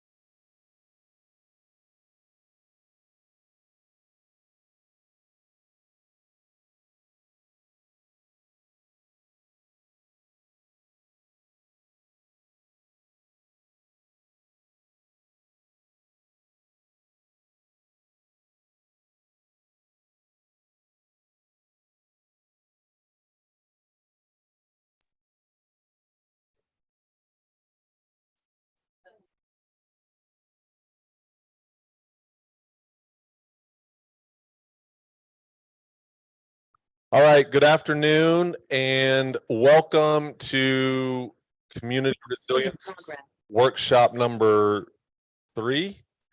It has been a week. We're going to touch on that a little bit. Before we get into introductions and get started, want to just go over a few things so everybody's on the same page. This is virtual and has a virtual option and is being streamed live. So for the branch members who are right here and the panelists who are right here, first, thank you for being here. But when you speak, please hit the button on your microphone to turn the light from red to green. Make sure that you hold the mic close enough to you as you're speaking into it so the folks on Zoom can hear you. Branch members, as things pop into your head and you want to share with the panel or ask questions, please just come off mute and ask questions. Branch members who are joining us virtually, please drop questions into the chat. We'll be monitoring the chat so we can get those sorts of things to the panel for discussion. So we'll have the majority of this afternoon will be a facilitated conversation around some questions driving to solutions. So before I get any further into this, I want to, you okay, Dan? You want to get it out now or you want to wait till it's, should we just, you just want to wait? Okay, you'll wait, okay, great. All right, for those who haven't been here, anybody want to, no, I'm just teasing. So before we get started any further into this conversation, we'll do some quick introductions. My name is John Romine. I'm part of the support team for the Recovery Task Force. I'm also part of the team here at Collaboratory. Hey, good afternoon, everyone. My name is Lee Mayfield. I'm with Haggerty Consulting. I'm our director of response and formerly lived in Southwest Florida for about 14 years. Most recently as public safety emergency management director here about 2 years ago. So good to be here. It's the test. Yes, this is the test round. This is practice. To see if we actually can remember it. Colors, please. Yes, red, green means go. Good afternoon, everyone. I'm Linda Hafner. I'm the VP of United Way 211 in Lee County, serving Lee, Hendry, and Glades, and I'm sitting in for Janine Joy, our CEO today. Thank you. Good afternoon, everyone. I'm Julie Ferguson. I'm the Executive Director of the Cape Coral Caring Center, which is an emergency food pantry serving our residents for over 33 years. And helping people with all kinds of things, including food and other necessities. We were able to open during the hurricane and after the hurricane and help many people in the community. Good afternoon. My name is Ariel Ganem. I'm the Assistant Director for the Florida Department of Health in Lee County. I am here on behalf of our Health Officer and Administrator, Angela Smith. Good afternoon, everyone. My name is Dr. Shadrika McIntosh. I'm the founder and owner of Sozo Wellness Pharmacy. We're located in the Dunbar community, right on MLK, and there to be accessible to underserved and vulnerable communities here in Southwest Florida. Good afternoon, Celeste Fournier with Lee County Emergency Management. Good afternoon, Paul DeSico, Deputy Director of the Public Safety Department for Lee County, also the EMS Chief, oversee the ambulance operations for the county. Good afternoon, everyone. My name is Dawn Bellamarch, and I am our System Director for Behavioral Health at Lee Health, helping serve our mental health and addiction needs for our patients in the community. I'm Tessa Lesage. I work here at Collaboratory. I'm a future maker, and I'm happy to be here to help support the facilitation of the panel. And I believe we have one panelist, Charmaine, who is on Zoom. So Charmaine, could you introduce yourself? Yes, good afternoon, everyone. I'm Charmaine Lopez with Humana Healthy Horizons. I'm a marketing engagement, community engagement professional. And basically what we do in our role is we work with community partners to address healthcare needs and promote better healthcare outcomes. Great, thank you. Thank you. So thank you to the panelists, and Tessa and Lee will touch on this during the facilitation, but we've got a lot to cover in limited amount of time. So, and we have a huge panel. So we really want to make sure that we get through as much as we can this afternoon. So real quick, I'm going to do a high level overview of the Recovery Task Force for folks that may not know what it is. So Recovery Task Force is something that comes out comes from the FEMA framework, and it's happens in communities after disasters happen. Ours came out of the Lee County Board of County Commissioners. It's chaired by Commissioner Kevin Ruane. And then the remaining 12 seats of the membership represent the elected bodies across the entire county. So you can see the municipalities there, law enforcement, the fire districts, the school board, the health system, our legislative delegation, as well as the constitutional office. It's also made up of these 8 branches. So these branches meet on a monthly basis, and they really have been meeting for the past few months trying to understand what those initial priority areas are for what the community should focus on post Hurricane Ian to be more resilient. And when we talk about resilience, we're talking about not just disaster response and disaster recovery. We're talking about what does the long-term resilience of Lee County look like? What does a more resilient Lee County look like? We've been having this conversation, new terms for some of us, gray skies and blue skies times, right? So like, what are we doing in between things that disrupt our community? So we have a high quality of life always, not just focus on those things after a disaster. So there's planning and capacity that's looking at sort of the higher level countywide policy changes or policy improvements that may need to be made. There's economic recovery, education and workforce, health and social services, which the majority of this afternoon's conversation is going to be around that branch, infrastructure, housing, natural resources, and cultural resources. And so these 8 branches, as I shared, meet on a monthly basis. Like this meeting, those meetings are all public. So at the end of each of those meetings, as we will have today, there's an opportunity for public comment, as we have a wide number of folks from the community here today, which is important. And so we want to make sure that we engage those opportunities to share that information. We've been on a very aggressive timeline. So we started this in late February, early March, and we've really been gathering information over the course of the past few months. We're all driving towards, collectively as a community, towards a December 5th Board of County Commissioners meeting, where they will vote on the recovery and resilience plan that is built by the community. And this is a community planning effort. This is, so every branch member that is here today represents a different piece of the community. And so the idea is that this has been informed by the community. So we're moving into this solutions mode. And so today's conversation is really not necessarily about completely revisiting the storm. There's a piece of that that's important, but what are the solutions around healthcare for Lee County? And as Dr. Martin was here from FGCU, that also impacts other parts of our community, the region. What are those sort of things that we need to be talking about? What are those solutions that need to happen? And so these panelists have been recommended by community members, by the branch members, as folks that can provide additional insight and information into what we need to be prioritizing. What are those solutions and how we get there? And so that is what the back and forth for today's conversation is focused on. So the community engagement, there were 17 town halls between mid-April and end of May. And 15 of those were in person. They were throughout Lee County. They were in the using the planning communities. We had 2 virtual. And of the 17 town halls, they were offered, several were offered in both English and Spanish to make sure that we heard the voice of our community. About a little over 1,000 folks participated in those town halls. And we have a survey that is also available for folks to participate in that is still live on the website, where we've had about 5,000 people fill that out. And so if you know folks that would want to fill that out, what are the areas of need, or what are the things that we need to prioritize as a community? That's what that survey is for. And it's on the resilientlee.com website if you want to share that with other folks. And then the last thing, on March 30th, throughout the 5-county region, there was a day-long event called On the Table, where people gathered together and shared a meal and talked about what are the priorities and the opportunities for Lee County and the broader region. And about 1,000 folks participated in that as well, and provided some input that is going to be leveraged for as part of this community plan. And I can't emphasize enough that this robust amount of community engagement still probably wasn't enough community engagement. And we really want this to be about the community and what the community sees as priorities, because this is about resilience for the long term. This isn't about just, responding to Hurricane Ian. For those of you that may not know, we're in hurricane season again. So we have to be thinking about these things on a regular basis.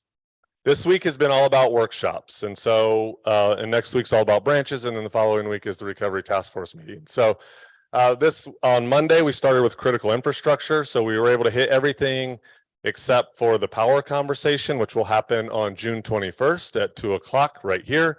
And so that'll be how do we make our power infrastructure more resilient? So that'll be that conversation. That is the only one that we aren't having this week. Yesterday was all about supporting business and workforce. Today is community resilience, and then tomorrow is all about housing. And so we also are recognizing and hearing throughout these workshops that all of these things are interconnected. And so some of the solutions, while we may talk about it in this workshop, it might be part of another workshop that already happened, or build upon initiatives that have been identified in other workshops. And that is the point of why we're doing this, to help both the branch members be informed of how we can continue to build these things, but also we can identify where there might be some gaps and challenges and opportunities. So with that, I'm going to turn it over to Lee. We're going to have a conversation today about access to healthcare. All right, thanks, John. As John mentioned, and I've said this a few times already today, there are a lot of really good things we do in Lee County, and you all are a part of that. There are a lot of networks, a lot of relationships that are solid, and that were made even more solid by Hurricane Ian and the coordination that went in there. I think what we wanted to do today was, of course, recognize all of that, but also talk about big ideas and focus on, what are our outcomes here? What are the solutions? Not just from a response perspective. A hurricane or any disaster response usually doesn't last too long, right? The recovery is really the grind almost. And that's what we're talking about today. And from a vulnerable population standpoint, what else could we be doing? If we have a perfect world and all the resources at our fingertips, what do we want to do to continue to support our vulnerable populations, both day to day and during disasters? The beauty of it is, if you help increase capacity on a daily basis, then the 1% chance you get a disaster, your capability is much better there as well. So I think that's I'll frame a very general question just to get people talking, and then myself and Tessa will be able to go back and forth a little bit on details. Yeah. One thing, we are lucky to have Stacy Cook on Zoom. So Stacy, you want to unmute and introduce yourself real quick, so we're sure to cue you for questions. Yes, thank you, Tessa. Good afternoon to everybody. I'm Stacy Cook. I'm the Chief Executive Officer with Salus Care, been a member of the Lee County community since the early 1980s. So really happy to be a part of this discussion and planning and looking for some solutions. So looking forward to this afternoon. Thank you for the invitation. Very good, Stacy. Thank you. Good to have you. So I'll frame it like this. We all know the data shows that during disasters, vulnerable populations are the most impacted. And that's, in my opinion, where our efforts should be focused. We work in a world where we all have limited resources, right? So focusing on those vulnerable populations, to me, is the foundation of our business in emergency management, and a lot of the businesses that you all work with. So I think the general question is, if we had a blank slate and could continue to improve on supporting vulnerable residents, and that's a broad term, I understand, what would we want? What would we ask for? What would we do? What would we request? All of these things, I think, are what we want to get into today. So I'll just frame that and let somebody jump in a perfect world, using maybe your lens or your perspective. What is needed to better support our vulnerable residents in Lee County? Should we maybe start with Stacy? She unmuted. Sure. Go ahead, Stacy. Hey, thank you. So the first thing that came to my mind in working with a vulnerable population is I work with my team, particularly with individuals with substance abuse and mental health diseases. And part of what we've been challenged with when we go back to looking at, well, if we just had enough funding, right? Because we don't have enough to serve the whole community. We've got a huge administrative burden to even be able to use that funding. So, and then we look at, why is there so much administrative burden? And why don't we have third-party insurances cover better? And why? And something that we've discussed in another meeting is stigma. Stigma with our vulnerable populations, I'll speak to the one I work with, is incredible. it's been around, it continues to be around. And I think because of stigma, there's less funding for this population. There's less affordable housing for the people that serve this population. There's less coverage of insurance for this population. And it really comes back to stigma. So in the perfect world, for me, I imagine us talking about, thinking about, and treating about behavioral health disorders just like we do diabetes, high blood pressure, heart disease, right? Because they're all diseases. So that's one of, I put that at the top of the list because if we were able to change that and normalize these disorders and come to the understanding and acceptance that it's the collective we that we serve, not the them, that it would make a huge difference in how we respond to this particular vulnerable population, how we get resources to them, how we care for them and provide for them. So that's at the top of my list is creating normalcy and understanding, and then looking at, and hopefully that would open doors to funding and affordable housing and insurance coverage and so on. I think that that's just huge. And for our other marginalized populations, when we talk about our Black and Brown brothers and sisters, when we talk about LGBTQ plus individuals, in a perfect world, I pie in the sky, I imagine us being able to have trusted connections in these communities, trusted friendships where we can partner and make sure that we aggressively begin to take services, needed services, whether it's behavioral health, housing, food assistance into these communities, and information and structure. Those marginalized are appropriately so called because we look at that which aggregates to the middle, and we have a hard time seeing marginalized, aka underserved populations. So thank you for letting me speak on that as a start. I'm really passionate about stigma in education and getting services more easily to where they need to land. So thank you. So I just will add, well, thank you, Stacy. We are grateful for you and your passion on this topic. From our surveys, from our Student Voice Summit prior to Hurricane Ian, the highest topic of concern are mental health and housing. Two topics that keep coming up. Students were saying it after the pandemic, and now in our surveys and everything else, those two things keep rising to the top. So mental health, I'm glad that Stacy went ahead and put that on the table. Anyone else on the panel? Don?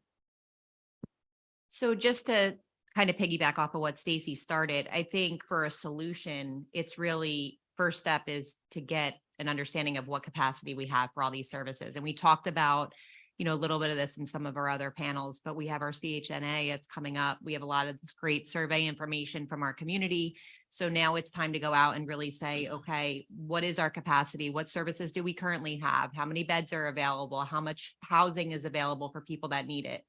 And then a lot of piloting small things that you can measure and assess so that you can seek out those gaps and get funding for them.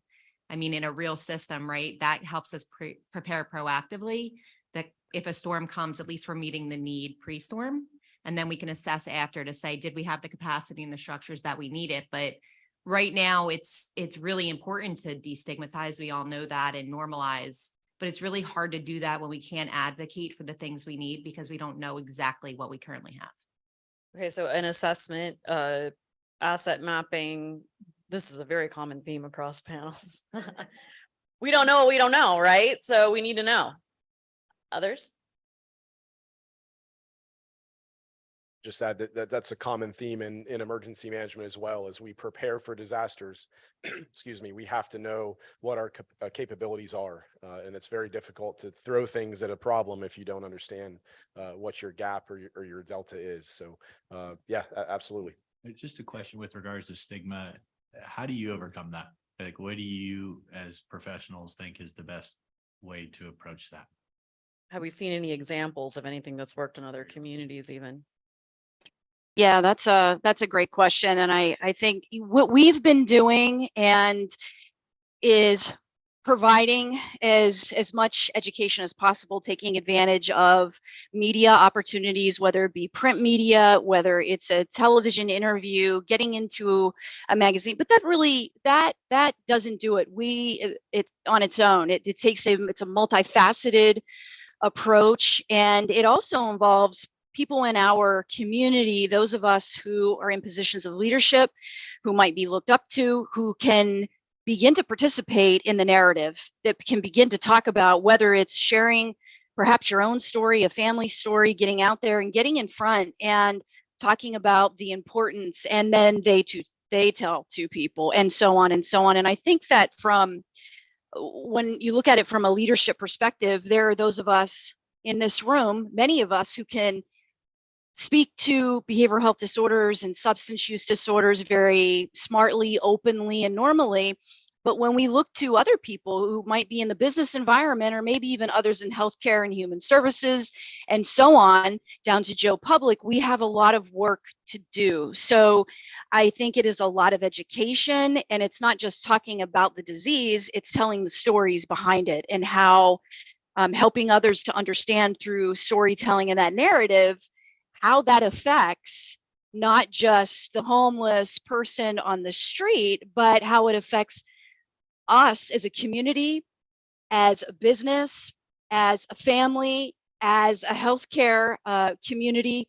So it's narratives, it's storytelling, it's getting leadership to step up and hitting those very important pieces of the community to fan that message out. You know, stigma's been around for how long? We can go back 100 years ago and see how some of these disorders and diseases and homeless folks were treated.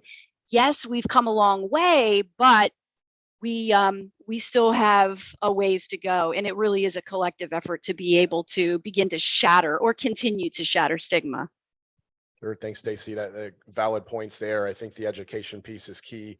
You know, we earlier in the sessions today, we had different segments of discussions, you know, mental health there. I think maybe another one I'll introduce is, you know, everyone knows that we have a large aging population in Southwest Florida. When you think about vulnerable populations, and we've seen data on this across different disasters, not just hurricanes, they are the most heavily impacted, or one of those common groups.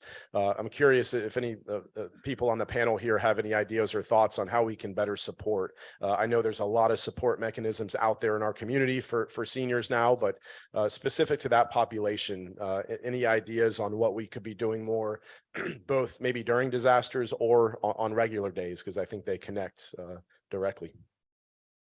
If I may, just being on the board of a large public safety net organization, when you asked the previous question about vulnerable populations, and thank you for clarifying that. I think through the work of all these workshops in the branches, we've defined vulnerable populations as being those that are homeless, behavioral health, mental health, seniors, those with intellectual developmental disabilities, those types of individuals, which is a large swath of our community.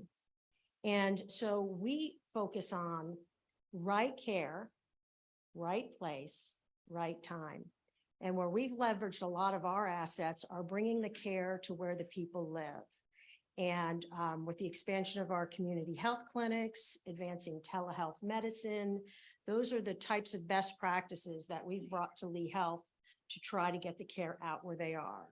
Partnering with Premier Mobile, Dr. Deanie Singh, to get primary care out in the community. And I would love to hear from Shadrika, because she's got a lot of great things to talk about what she's doing in the Dunbar community. So I would say those are best practices that have been proven elsewhere, to Dan's point. Great. Dr. McIntosh, do you have anything you'd like to add? Yes, thank you, Grace. No problem, no problem. So to that point, and I thank you for defining, you know, because it is a broad definition when you talk about vulnerable populations. So specifically, some of the things that we do at Soza Wellness Pharmacy is people come in, you know, because it is a trusted place. I personally am from the community, but also it's just kind of people that don't know me personally, which is the purpose of opening the pharmacy, is that people can walk through the door and not have to know someone, but that place being right there in that community, there, it does take down a barrier, so to speak, of trust. Someone that looks like me, someone that understands culturally, some of the stigmas, because there's mental health stigma. There is, we open right in the middle of COVID. So then you got, just the stigma as it is just about healthcare in general and trusting people in healthcare. So having people that, are comfortable, people that people seeking care would be comfortable with. And that's not always about how you look either. That's just one piece of it. So I think just being sensitive to that and understanding how important it is to take that barrier down. But also just making sure that there are resources for practitioners that may not always have the background, may not have the funding. They have a heart for this type of work, but don't have the resources to get out there in the community to be able to provide to those communities. So those are just a couple of thoughts that I have. So I'm hearing access, like proximity, and then also making sure that people feel welcome and whatever that means in the neighborhood or community or the group that you're working in. I'm sorry, you referenced limited resources. What are the limited resources that you have right now? Well, for me, I would say when I wanted to open that pharmacy, it took some years to just kind of try to figure out, what does that look like? I didn't have anybody generationally that had done that before. So it was a lot of background work to figure out what does it take to do that? What do the finances look like to do that? Who are the community partners out here that I can, reach out to for support, not only support, but as referral sources as well, so that, we can work together to do that. So, an example of a program is something like the Collaboratory was doing, impact investment, and what Dan and Lee Ford are working on, those types of things to support those businesses, those nonprofits and those for-profit businesses that are coming into our community and would like to serve these vulnerable populations. Sorry, I'm gonna keep it going. As far as efficiencies, Lee Health is a large organization. I'm sure there's elements within Lee Health that are inefficient, expensive, and not productive.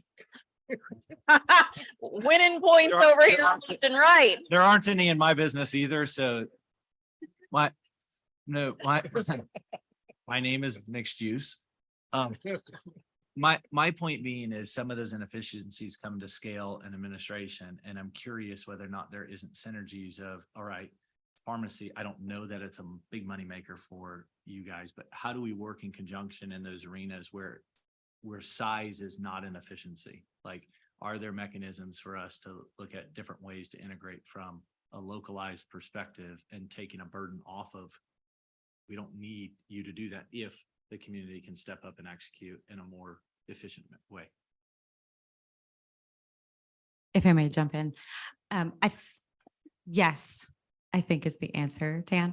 But I think to reel us back into vulnerable populations, the size efficiency, we as a health system have learned to partner with organizations who have the efficiencies that we don't have the luxury of. So they're very direct and intentional and as data-driven as possible. And you're exactly right. Heart has to be in that. But getting back to vulnerable populations, I'd really like to hear from the panelists as to some of the gaps that they experienced, because I think there's I think a broader collective, as each area has its own vulnerable population, as we're already hearing, right? And I think that there's even an additional subset of medically complicated, and they're not IDD or they're not homeless or behavioral health. So there's a lot to that. Thank you. And if you're going to talk about gaps, I'd love for you to also talk about solutions, so that we know what you needed or what you could have had. But I want to mention that Dr. Felke has also joined us on Zoom. And, so I think I'm going to volunteer him to go first to talk about the aging population specifically, and maybe some innovations or solutions that we should be thinking about, or what do we need to come up with those to better serve the vulnerable aging population, going forward? I appreciate that. And thank you very much. I wish I could have been there in person, but we actually were working on one of those innovations here at FGCU today.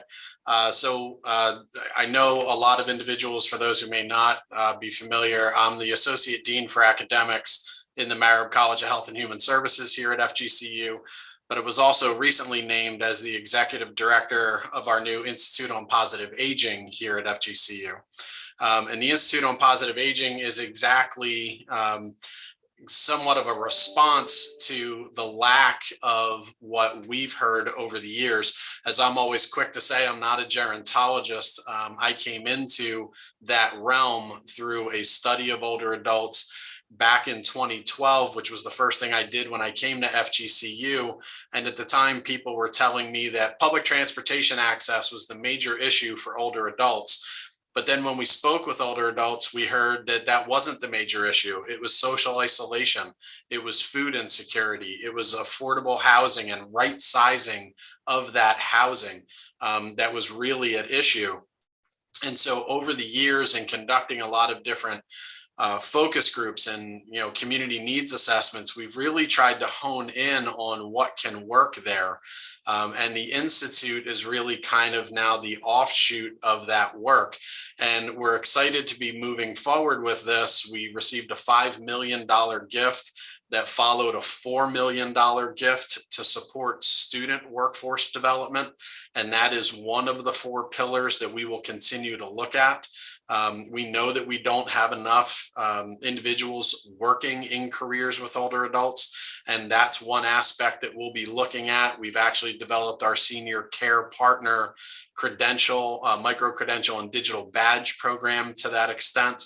Translational research is our second pillar. We're not a Research One university. We are not coming up with the next cure for anything at FGCU within the next few years, but where we are very good is in program development, needs assessment, and really bringing information forward that maybe is not available to our community. And the ability to connect with our colleagues at universities around the country where this work is being done. I recently met with a faculty member from New York University and another faculty member from Southern Connecticut State University, who have both done work around disaster recovery and resilience with older adults. And they want to partner with us to come here and do work because we do not have that data, and we need to do a better job collecting that information, archiving that information, and learning from it, which then takes us to our other 2 pillars of community engagement, getting our faculty out into the community, bringing everything that FGCU has into the community for older adults, and vice versa. There are people I speak to that still don't know that FGCU is a major university that sits here in Southwest Florida. And I'm hoping the Institute is one element through which we can change that fact. And then the final thing, which is a big one for me, is policy and advocacy, taking those other 3 buckets and everything that we learn from those and being able to put that in front of our elected officials and other individuals so that we can advocate for and implement the right types of programs that are going to be beneficial to older adults throughout Southwest Florida, not just in the case of a natural disaster, but to create a more resilient older adult population throughout the entire year. Good, Tom. Thanks. That's incredibly helpful. I think the aging population is, we clearly have them defined as a key vulnerable population that we can work on, whether that's after disasters or before. And I may put a few folks on the spot on this side of the table. I think identifying those gaps is important. And, Paul on the EMS side, Linda on the United Way side, you guys both play a huge role in the EOC during disasters, whether that's COVID or hurricanes or really anything in between. I'm curious, maybe Paul on the EMS side, are there things that you notice throughout the year that are challenges and gaps and mountains to overcome, or things that hold you back from doing your job better on the EMS side from a healthcare perspective? Just curious what your biggest challenges are when you come to work every day on the healthcare front. I think from a patient perspective, a community perspective, when we talk about blue sky days and gray sky days, probably the biggest lack is kind of a coordinated list of resources. So like my folks, the EMTs and paramedics are in homes every day, and they encounter a variety of situations. And a lot of it, what we find is social. It's food insecurity, it's homelessness, it's things like that that lead to a medical problem. They don't have food, they don't have medication, which leads to an exacerbation of a condition, right?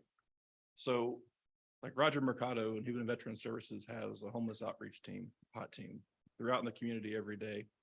And they engage with the unhoused population, and they link them up with resources.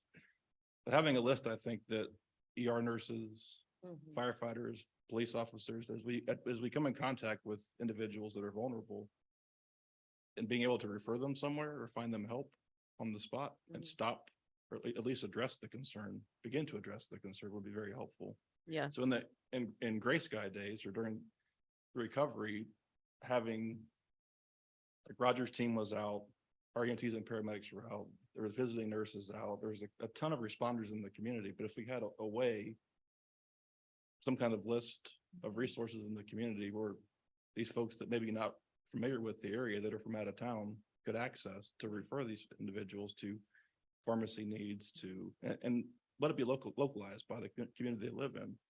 But just I think having that resource list would be huge. What do you do now?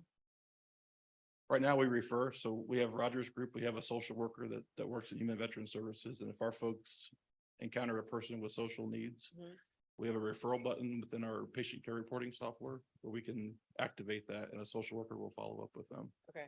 But it's not a one-stop shop. So there's mental health components, and Yeah. she's good at, the social worker is good at finding food, at finding pharmacy resources. But when it comes to like a mental health or substance abuse problem, we can try to align them with provider, but those resources are also limited. So another value add of sort of asset mapping, what's available would be a way to make it accessible. This is, again, we're talking about something that had to be maintained on a regular basis. Maybe it's some combination of things with 211 or whatever, but that where anyone's able to access it anywhere, including partner organizations that are needing to make referrals. I think that's Linda. I know you're about to hit your button there. That's a great transition. And everybody from the folks listening online, just make sure you put your mic nice and close to your mouth so that they can hear us talking. Go ahead, Linda. Okay, I'm gonna try to figure out where to start. There a lot was said. First of all, we do have a database currently that is online that anyone can access, but so it is, you mentioned it's the management of that, it's the constant updating of that, it's the gathering of those resources. So yes, in a perfect world, if we could educate every provider in this community to get their information and their updates to one place ongoing, we all would have access to that, and that would be better. It would be up-to-date information. That is a real struggle because we are out networking, we're out trying to build the information through all of our United Way contacts of the providers, but it's not at the top of our providers list to stop and update their information on a database. And actually, it's just the opposite. It's tedious. It's multiple follow-ups, and we need your information. We want to get the folks to you so that we can help them. So that would be. Do you know anyone that's found a way to do that more efficiently, or are you aware of any examples? No, because most follow that I'm familiar with is just the annual updates, and then it's just a constant. It's a constant update because agencies change, their name changes, the services they provide change, the eligibility changes, the funding changes. So it is constant. Yeah. So if I was to add another piece to how, and I can tell you what we are doing now when we are working with these vulnerable populations and those in need, when we get these calls, is we can't forget the advocacy piece, because that's what makes this happen. We know of our providers. We've been doing this a long time as far as helping folks get connected to resources, but there is a huge advocacy piece because we try to know general eligibility, but like we said, things are changing all the time. So there's a lot of advocacy goes back and forth on networking and trying to get that person a solution at this time. So don't forget that piece, because that's everybody in here's doing it. So it's not as easy as a referral. No, it's not. Yeah. And I know we've tried to look at, closed loop referrals, and you hear that's the buzzword, but it's still going to require the advocacy. Yep. The other piece that I just wanted to touch base on when we talk about these vulnerable populations is thinking about access. And we have our United Way house model, and we strategically put those and place those in some of the most vulnerable neighborhoods for that reason. And so when we are providing resources, we know that if that person is challenged with accessing resources and we can share that location, there's a trust that's already been established with those houses, because it's multiple providers in there. It's not just United Way. It's not just Lee Health. It's multiple providers, and they've learned that that's where they can go, and they're not going to have the stigma, and there is the trust. And so that model has worked well. And I would say if there's any way we can build on something like that with access, I know when you're talking about the mobile healthcare units, even those, if you can integrate healthcare and social services together. We do this with Lee Health and their community healthcare clinics at this time. It's huge. Yeah. Because So- we know the social determinants of health are impacting their outcome of their medical health. Yeah, as so the well. more we can co-locate things and put them where people are, the better off we will be. I think we have a couple questions online. So we have Maya Roberts, City of Cape Coral Environmental Resources Manager and a branch member.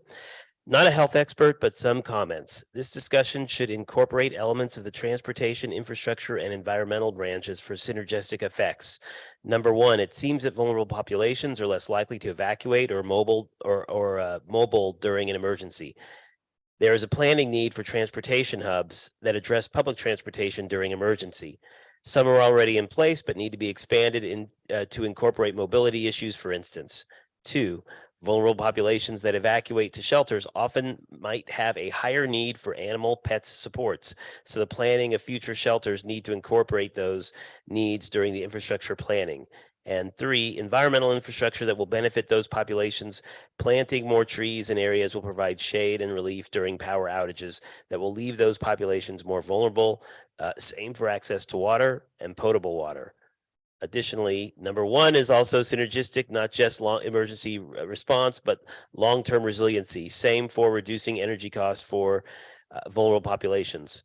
Also, we have a comment from Charmine Lopez. We have partnered with the Alzheimer's Association statewide and have been participating in community forums and community partners, inviting them to discuss ways to better serve our seniors through awareness, diagnosis, and identifying ways to better serve those with dementia and Alzheimer's. In Southwest Florida, we are working with the Area on Aging and the United Way. Yeah, Charmaine, I think you're on the line there. Thanks for that comment. Yes, thank Yeah, you. I'll let you expand on that. And then I think the follow-up question was, Linda mentioned, all of this information is always changing. So I know there's some healthcare policy that's changing, and just wanted to give you the chance to weigh in on how that's going to affect our support moving forward. Well, we are actively looking at policies as they do affect day-to-day changes, and we are looking at the community needs assessments actively as they're coming in. And I'm working in Southwest Florida. I'm participating with the Department of Health and their resources. The Minority Health Liaison has prepared a resource document to be dispersed throughout the county addressing that, and they've been focusing on mental health, a program and training for mental health, and getting training for others to do that, and for mental health first aid. So we're aware of what the needs are in the community, and we're aware of the health disparities, the racial disparities. We actually just had a week ago a statewide discussion. We call it our advisory committee. We invited our Healthy Starts. We did one for our aging population, and I was sitting in on the one for the maternal child health.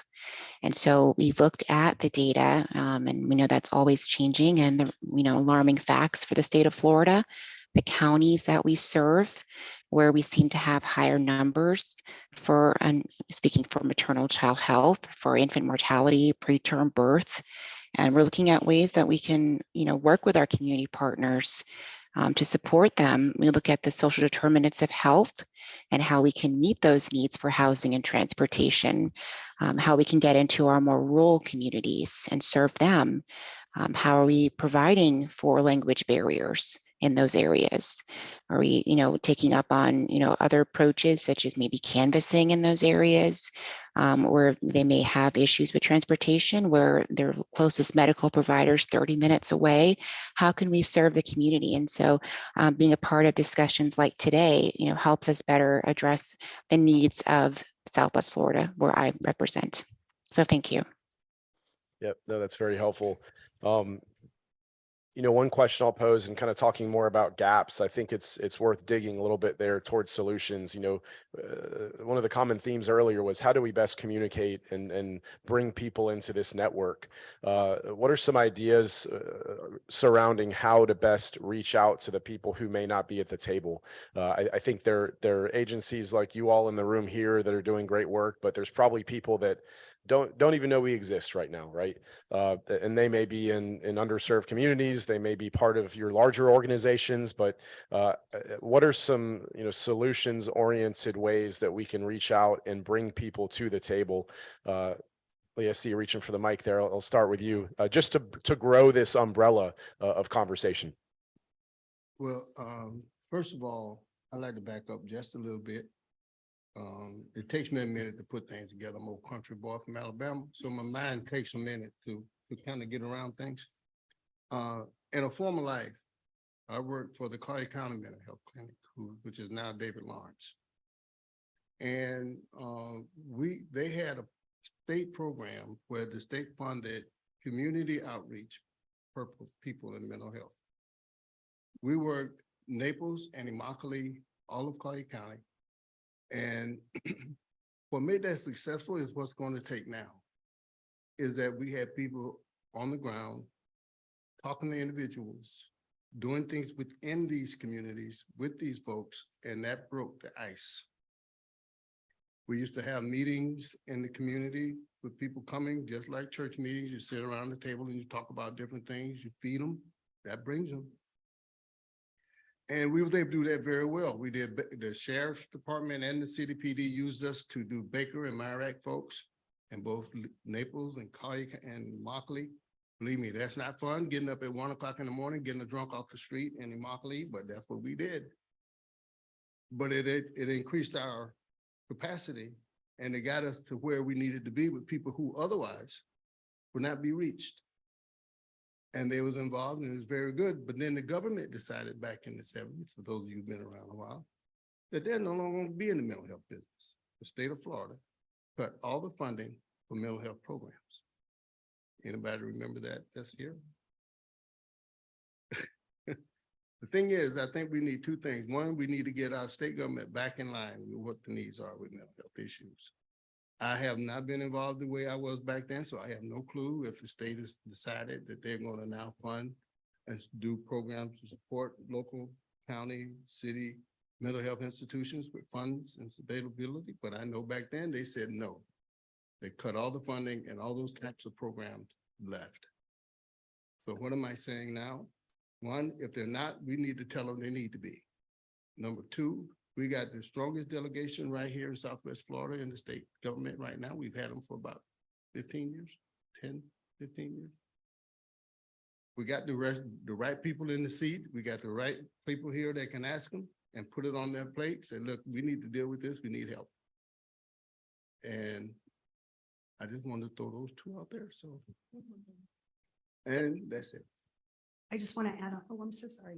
Somebody, I wanted to add on to that. In the 70s is also when the intellectual and developmental disability funding was severely cut as well. So something obviously across the state of Florida. Today in the state of Florida, funding for IDD, Florida ranks 50th per capita for individuals with intellectual and developmental disabilities. So I'm kind of curious where we rank in the mental health. 47, 49? Oh, okay. So yeah, I think that I think there's a bigger story there, that there is something bigger that we can do.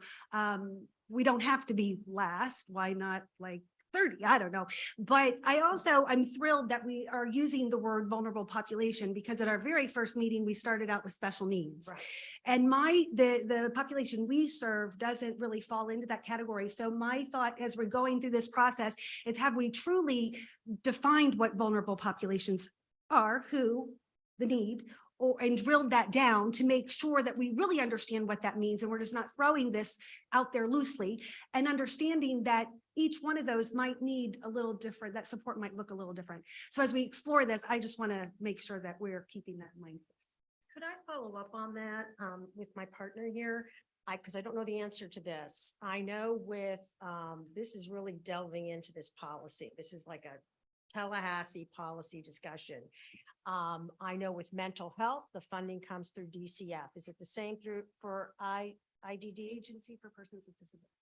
But where does that, is that so that you skip the state, you go right from that? It goes to the state, it filters through agencies with the Agency with Persons. Do they fall under DCF? I'm going to guess. Let me tell you where I'm going with this. So Stacy started the conversation about stigma, which we all understand, but I love that she used diabetes. I throw in asthma. See you back there, Teresa. COPD. We, when we're looking at this from an insurance reimbursement perspective, there is no parity for mental health, behavioral health services. The late Fred Sheriff, for those of you that recall who Fred is or was, an amazing man, his argument always was, we put mental health, behavioral health under Department of Children and Families because it's seen as a social issue instead of it being under the Department of Health, where really that is where mental health belongs. It is an illness of the brain that leads to behavioral health issues.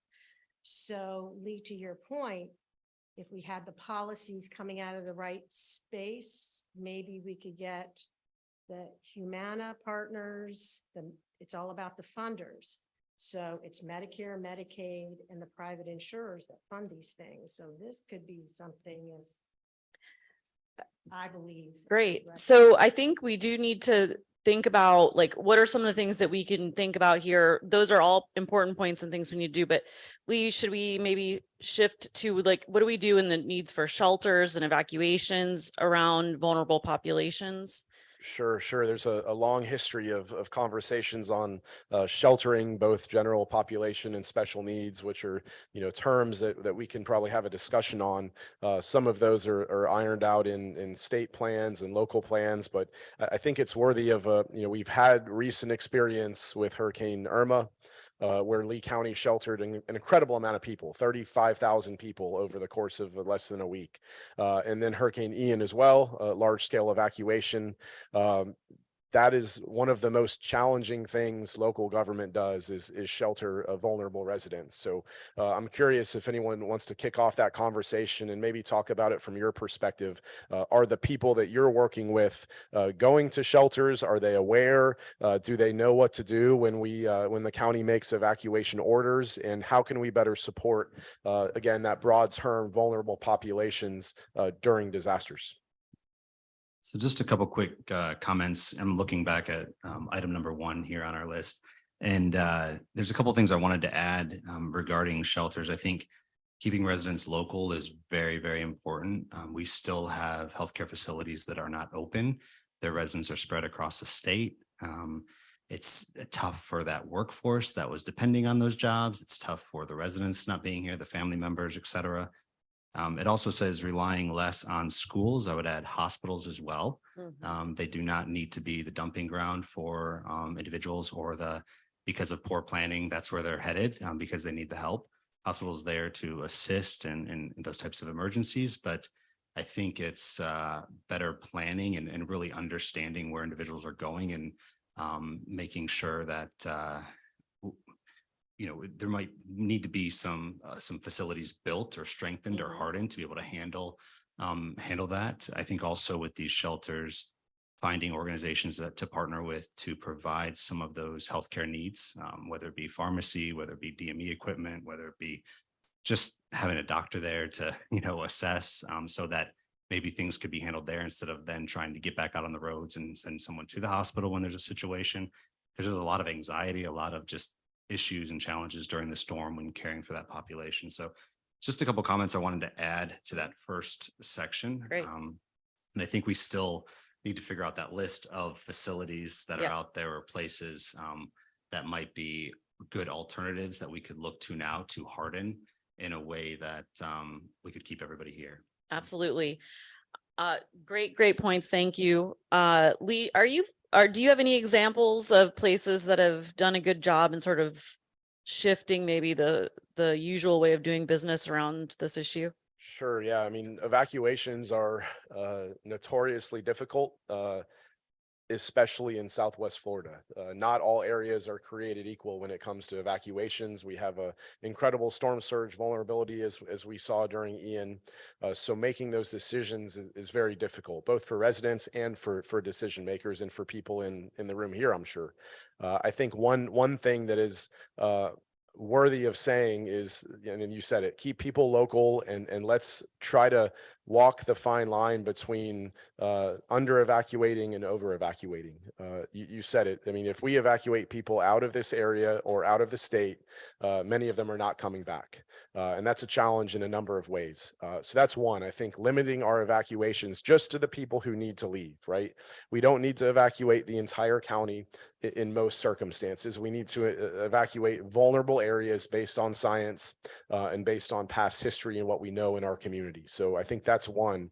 The second point is when we do evacuate, who's leaving and where are they going? And really, we need to reinforce that not everyone needs to go. We evacuate primarily for storm surge in Florida.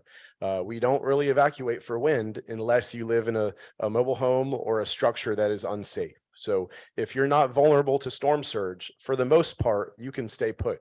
But we do have, of course, vulnerable residents who, if they lose power, then they have challenges. So there are subsets of people who have to evacuate for wind. But the water is really the risk. That's what's associated with the loss of life in these big events. It's not wind. So I think most communities understand that now, and we're trying to be more precise with those evacuations. So that's a second point. I think the third point is really when people get to shelters, what is our capacity to handle the issues that they bring to us? Lee County over the past decade plus has spent time, energy figuring out how to best do that with limited resources, in my opinion. So I think there's investments that can be made there. We can open up that umbrella a little bit more to account for populations that maybe we haven't considered in the past.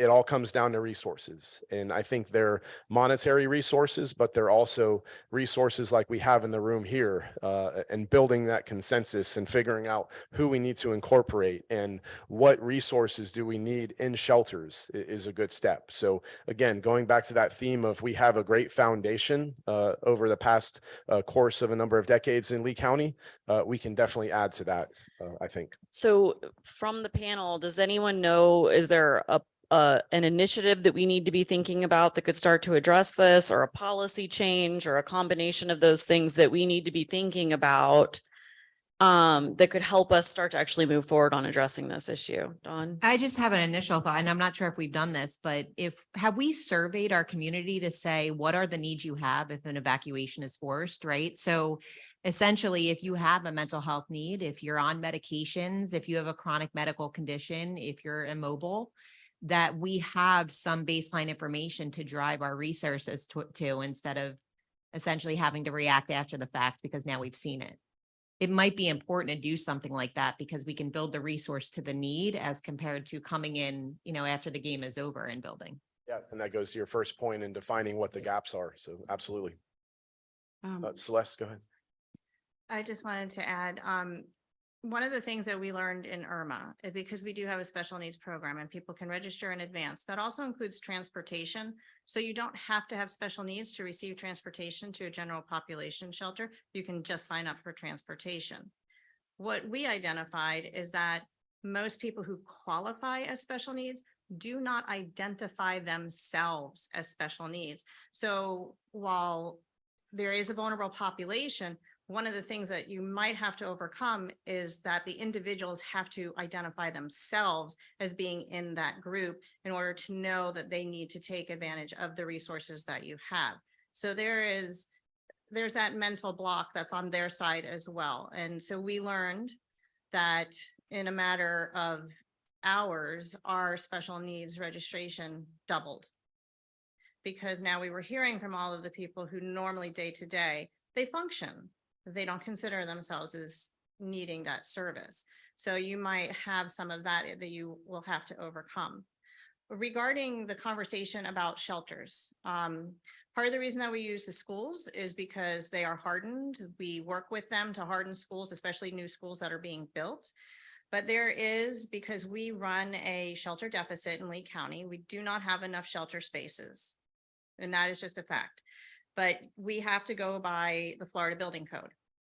And there is a public shelter design criteria within the Florida Building Code that we have to reference. So I just mentioned that to you. It is section 453.25 in the Florida Building Code, because as you are looking at facilities that you might want to retrofit or new facilities that you're planning, that are planning to be built, it is a good document to give you some guidance to what does that facility need to have in order to be considered for a shelter. And we're happy to work with you on understanding that building code and what the criteria is if you wish to have further discussion. Troy? Celeste, real quick, you mentioned the shelter deficit. Is that a report or is that something that we could get our hands on just to understand what that true need is? Yeah, you can, I don't have it with me, but yes, we can Yeah. provide that to you. So it's based on the number of the population, the percentage of what we look at for evacuations. When we order evacuations, we have different percentages that we expect will evacuate. And at some point in time, we will be in a deficit depending on the number we've ordered to evacuate, because based on the shelters that we have available to us and the amount of spaces that can be in those shelters, we exceed that number. So, and there's some areas where there could be potentially growth, but we haven't gotten to them yet. We haven't gotten those areas. When you ran the shelters, from just a capacity perspective, you mentioned some numbers, but did we have more folks go to the shelters during Irma versus Ian? Yes, we did. Was it- Significantly more. What's the ratio? What's the number there? So we had, as Lee said, 35,000 people in Irma and approximately 6,000 people in Ian. So from a vulnerable population, individuals with intellectual and developmental disabilities, as a provider, we're required to have them register for special needs shelter every single year. Our individuals this year in Irma, they qualified and they could go to the shelters, but during Ian, because they weren't medically needy, they were not allowed to go to the shelters this year. So that was a difficult thing. That's why I'm so passionate about what is a vulnerable population and are we serving them, and are we thinking about how they need to be served, because the entity that governs us, Agency for Persons with Disabilities, as a provider, they tell us that a general population shelter is absolutely not, we cannot send them there. And that any shelter is the last resort, like if we have nothing else. So there is a huge population that is going to fall into that category. From an APD standpoint, in Lee County, we have 1,700 people who have applied or receiving waiver services, but there's thousands more that have never even applied. So it's a big population. So we need to find a way. They can be independent. It's not that they're all need assistance and care.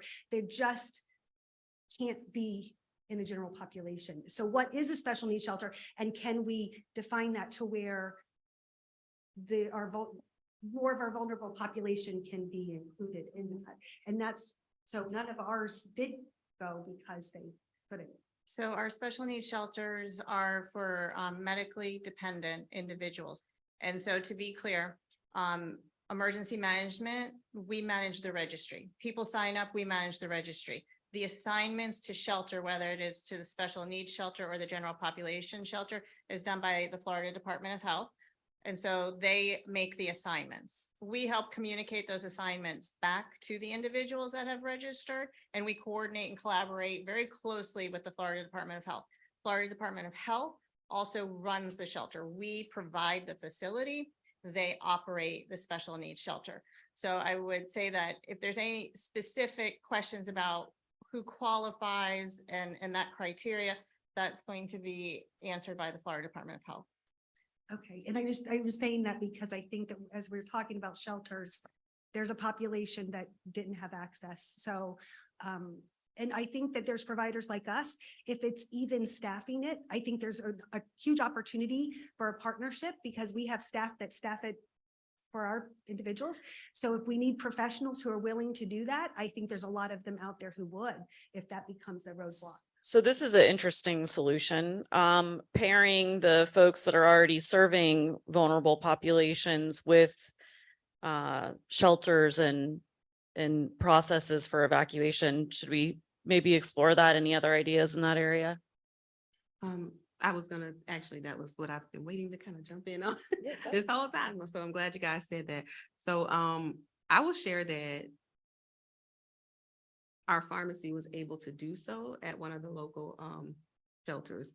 There was a larger chain there, but because we had a client that, you know, had some patients out there, they were able to contact us. And there was a little mix up because the clients kept just hearing pharmacy and they would go to the pharmacy that was there on site, not knowing that we were actually handling their needs. So to that point, utilizing people that are already doing that, that are, you know, boots on ground in these communities to provide those services at the, you know, at the actual shelter would be very helpful. And actually we were able to provide a better quality of service as well as efficiency during that time because we didn't have all the red tape of corporate to go around. So we were able to deliver those meds a lot faster and even get our internet access. And, you know, once we had the electricity going and everything back up a lot quicker as well. So I'm sure that's probably the same sentiments from other local providers as well.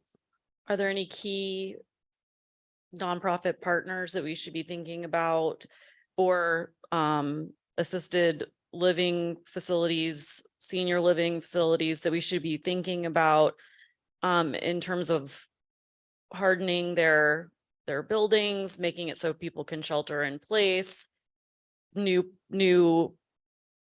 permitting processes, new codes around what buildings have to, you know, what their strength has to be if they're serving a vulnerable population? Yeah, I'll jump in there. Go ahead. Can we hear from Department of Health on this? Thank you. Hi, yes, I thank you so much.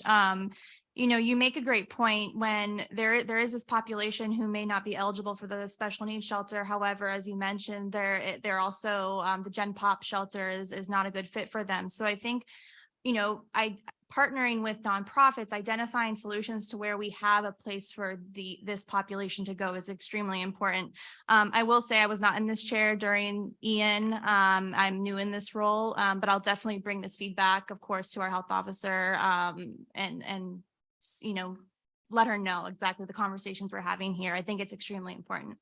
May I follow up with Department of Health? So am I to understand, because I was involved right from day one, right? So Hurricane Ian, Director of the Lee County Homeless Coalition, also do my Lee Health piece. So I found myself out there at the field hospital and fielding calls from people that were referred either to Gen Pop or to the special needs field hospital. I didn't even like using the term field hospital. I think that was a misnomer. We probably shouldn't use that term because it was not a hospital. And there was a lot of back and forth for these vulnerable populations and the anxiety, the stress, the physical burden on their bodies. And then who directs that flow? How does that happen? And have we looked at any inventory of outcomes as to how that was managed? Let's hope we never have to have one of those field hospitals again, but are we looking at how that rolled out? We are, I mean, there were so many lessons learned from Ian for our agency, and we are looking at that. Absolutely. We are completely revamping the special needs shelter operations and the trainings. That's part of the reason why our health officer Angela is not here right now, is because she is partaking in those discussions currently. So absolutely, we definitely have, we recognize that there are lessons learned, and there is work to be done for the next activation. Is there an ability to impact the vernacular so that we could change the name from special needs? So, and the special needs shelter, that's part of statute. So that is something that I don't believe that we would be able to do, because it is something that is in statute. But again, that is some, advocacy and policy change. Yeah. Is it possible that that could just be operationalized on the inside, like clinical lingo, and we speak openly with the community with education and outreach to reduce stigma, as we know so many don't identify themselves as such? That is an excellent idea. And I think that's definitely something that that's a good takeaway, and we can definitely do that, because yeah, absolutely. I agree that special needs shelter, special needs is not, it doesn't encompass exactly what the shelter is and what the purpose is. So absolutely. I think that's a great point. I will add that after Ian, we did start to change how we addressed that, and we no longer just call it special needs, we call it special medical needs.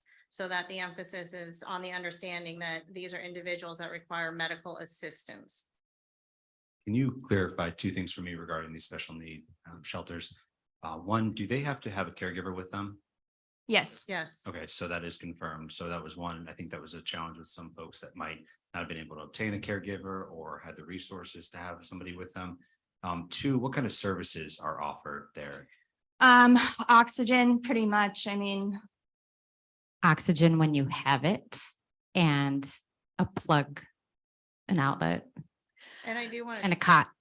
and I do want to clarify one thing with the special medical needs sheltering. It is in two components. There are those that are sheltered at the hospital because they have a higher acuity that requires hospital attendance, but they are not considered admitted to the hospital. So they must have a caregiver. They are provided in a room or an area, and they must take care of themselves with their caregiver. It is different from the special needs shelter that is located in a school, because then it's the Florida Department of Health that is staffing that with their medical personnel to help provide care with the caregiver of that population. So I just wanted to make that delineation for you. So we also have some comments in the chat from branch members. Sure.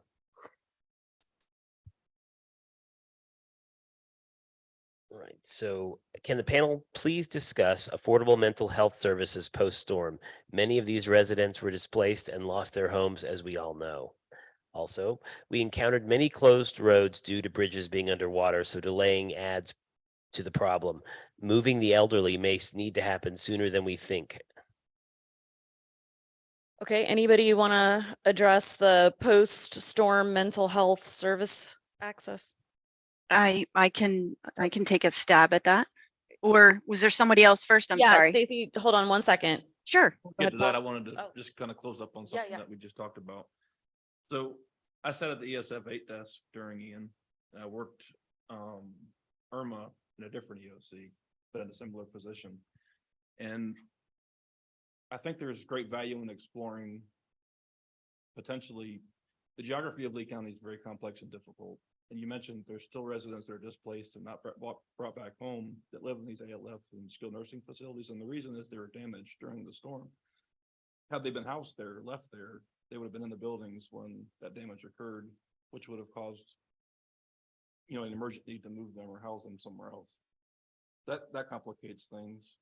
What also complicated things for those that stayed that weren't in evacuation zones was the loss of water, the loss of power, generator malfunctions, generators out of fuel, not being able to get propane.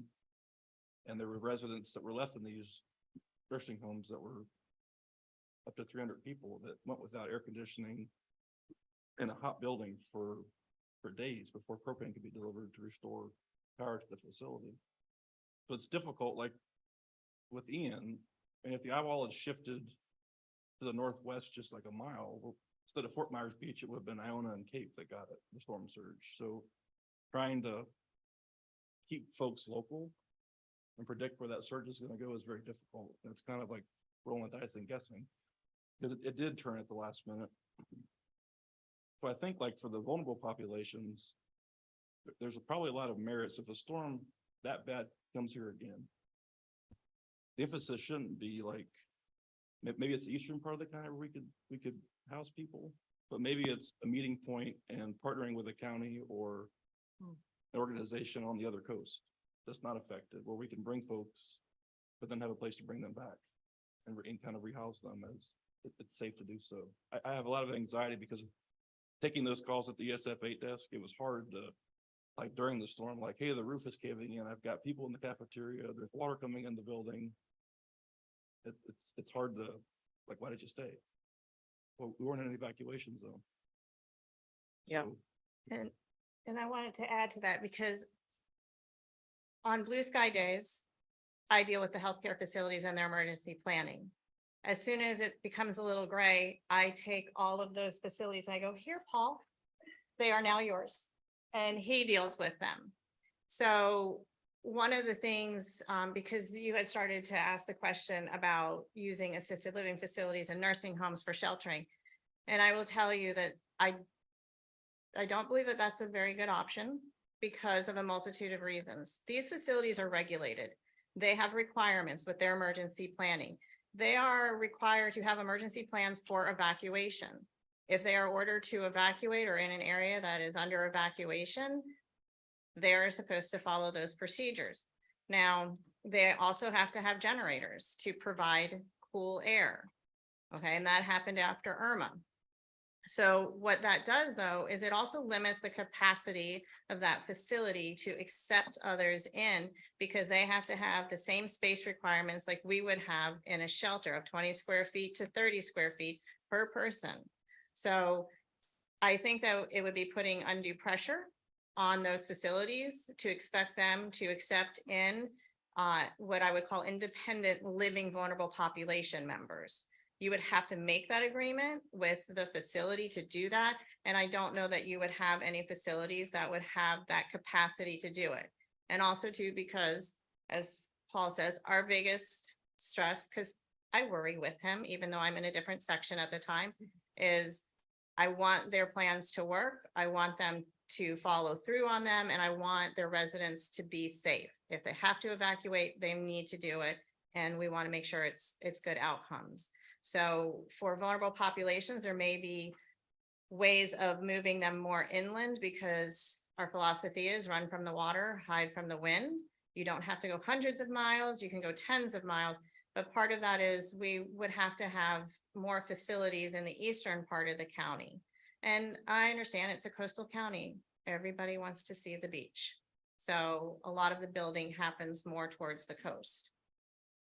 And it's not to say that the facilities did a bad job that stayed. I mean, we worked a lot of miracles, I think, during the impact of Ian and during the aftermath with getting fuel to certain places and rushing propane deliveries and actually providing generators to facilities where theirs failed mechanically for, you know, they were compliant all year long. They did their tests, they had their logs, but something happened during the storm where like a fuel pump broke or something and that left them without power. So it's just a very complex, like when you have hundreds of people in a building and you go through an event where like the power was out for I think 5 days in some places. It's just very difficult to manage that. And then the utility system, the water, you name it. So Paul, thank you for all you've done. And we've been in debrief meetings over at the Cape and appreciate all your thoughtfulness. But to dovetail off of what Troy was saying, because this came up in our branch, you know, believe it or not, it now costs over $2 million to build one hospital bed. So that's an expensive shelter bed. Just think about that for a little bit. So in this particular storm, we had to evacuate 2 of our 5 hospitals, 15 minutes from evacuating Cape Coral Hospital. So using hospital beds as a shelter for our most vulnerable populations, maybe not the best option. In a previous workshop, Dr. Martin, we were all talking about the big property out east. And he was saying, what about doing something out there? So it's just about putting all options out there. We're being tasked to say, what's the best, like, ask for the moon in the sky. That's what I'm going for here. Ask Yeah, for so resilience. What does I'm- that look like? So Lee, I'm curious, any examples from elsewhere? I mean, we have a desire we've been asked to talk about whether we can take shelters out of schools, whether we can not putting so much pressure on the healthcare system. Like, what are some options that we might be thinking of? Sure. And I know this kind of circumvents the question a little bit, and then I'll answer it more directly, but I think there's still an education piece that the majority of our public is missing. They see a big hurricane coming and they want to hightail it and head for the hills. And that's not always the best thing. You put people on the road, to use the, contraflow old example, they don't call it anymore, but whenever you reroute roads backwards, it's incredibly dangerous. And whenever you put medically fragile people on the road, even if it's 10 miles, it's dangerous. So I think we really have to step back and reevaluate why we're moving people, unless we need to, of course. You're not going to risk, you make judgment calls as best you can, and you're making these calls with imprecise information that's going to change in 15 minutes, right? So I think that's the challenge. You never go to bed thinking, hey, I know I made the right decision, everything's going to be perfect.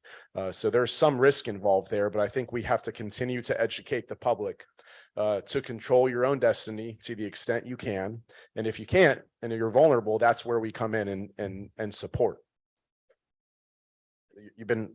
Stephanie, you've been wanting to talk, I know. Very patient. Go ahead.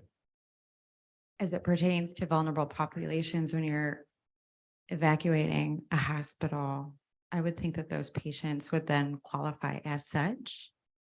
And although we're planning and preparing for resiliency efforts so that we won't ever have to experience that again, if there is an effort underway to examine how best to manage that in addition to, because those would be extremely medically vulnerable according to whatever their needs were, but also questioning, we had awareness that there were certain facilities, ALFs, they would just make the determination that they're going to leave now. And whether or not there was a plan ahead of time, they load a bus and they drop them off wherever, the ED or a shelter or the wrong shelter. Or so what solutions exist from DOH or emergency management for capturing that and creating a more defined intentional plan, especially as I imagine we're going to be doing an awful lot of asset mapping. We're going to have more maps than anywhere. And I know And distribution Yeah. and reorganization of how we can Sure. better support each other. And I sat in the hallway with Celeste for a number of years and would see day after day her stakeholders at these facilities come in and sit down face to face in an effort to develop those plans. So when those circumstances happen, to put it nicely, not ideal, right? That's not how the system should work. And you go through that planning process so you don't wind up in that spot, and you don't kind of take that easy solution out to own your own destiny. And if there shortfalls there and there's gaps, of course, we know that's going to happen. And that's the role of the EOC to come in there and support. It's a very challenging situation when you have limited resources. And this is where I think the funding piece comes in. We can do more if we have additional resources to plan and account for that. And I'll also say, I know we talked about the definition of special needs in statute.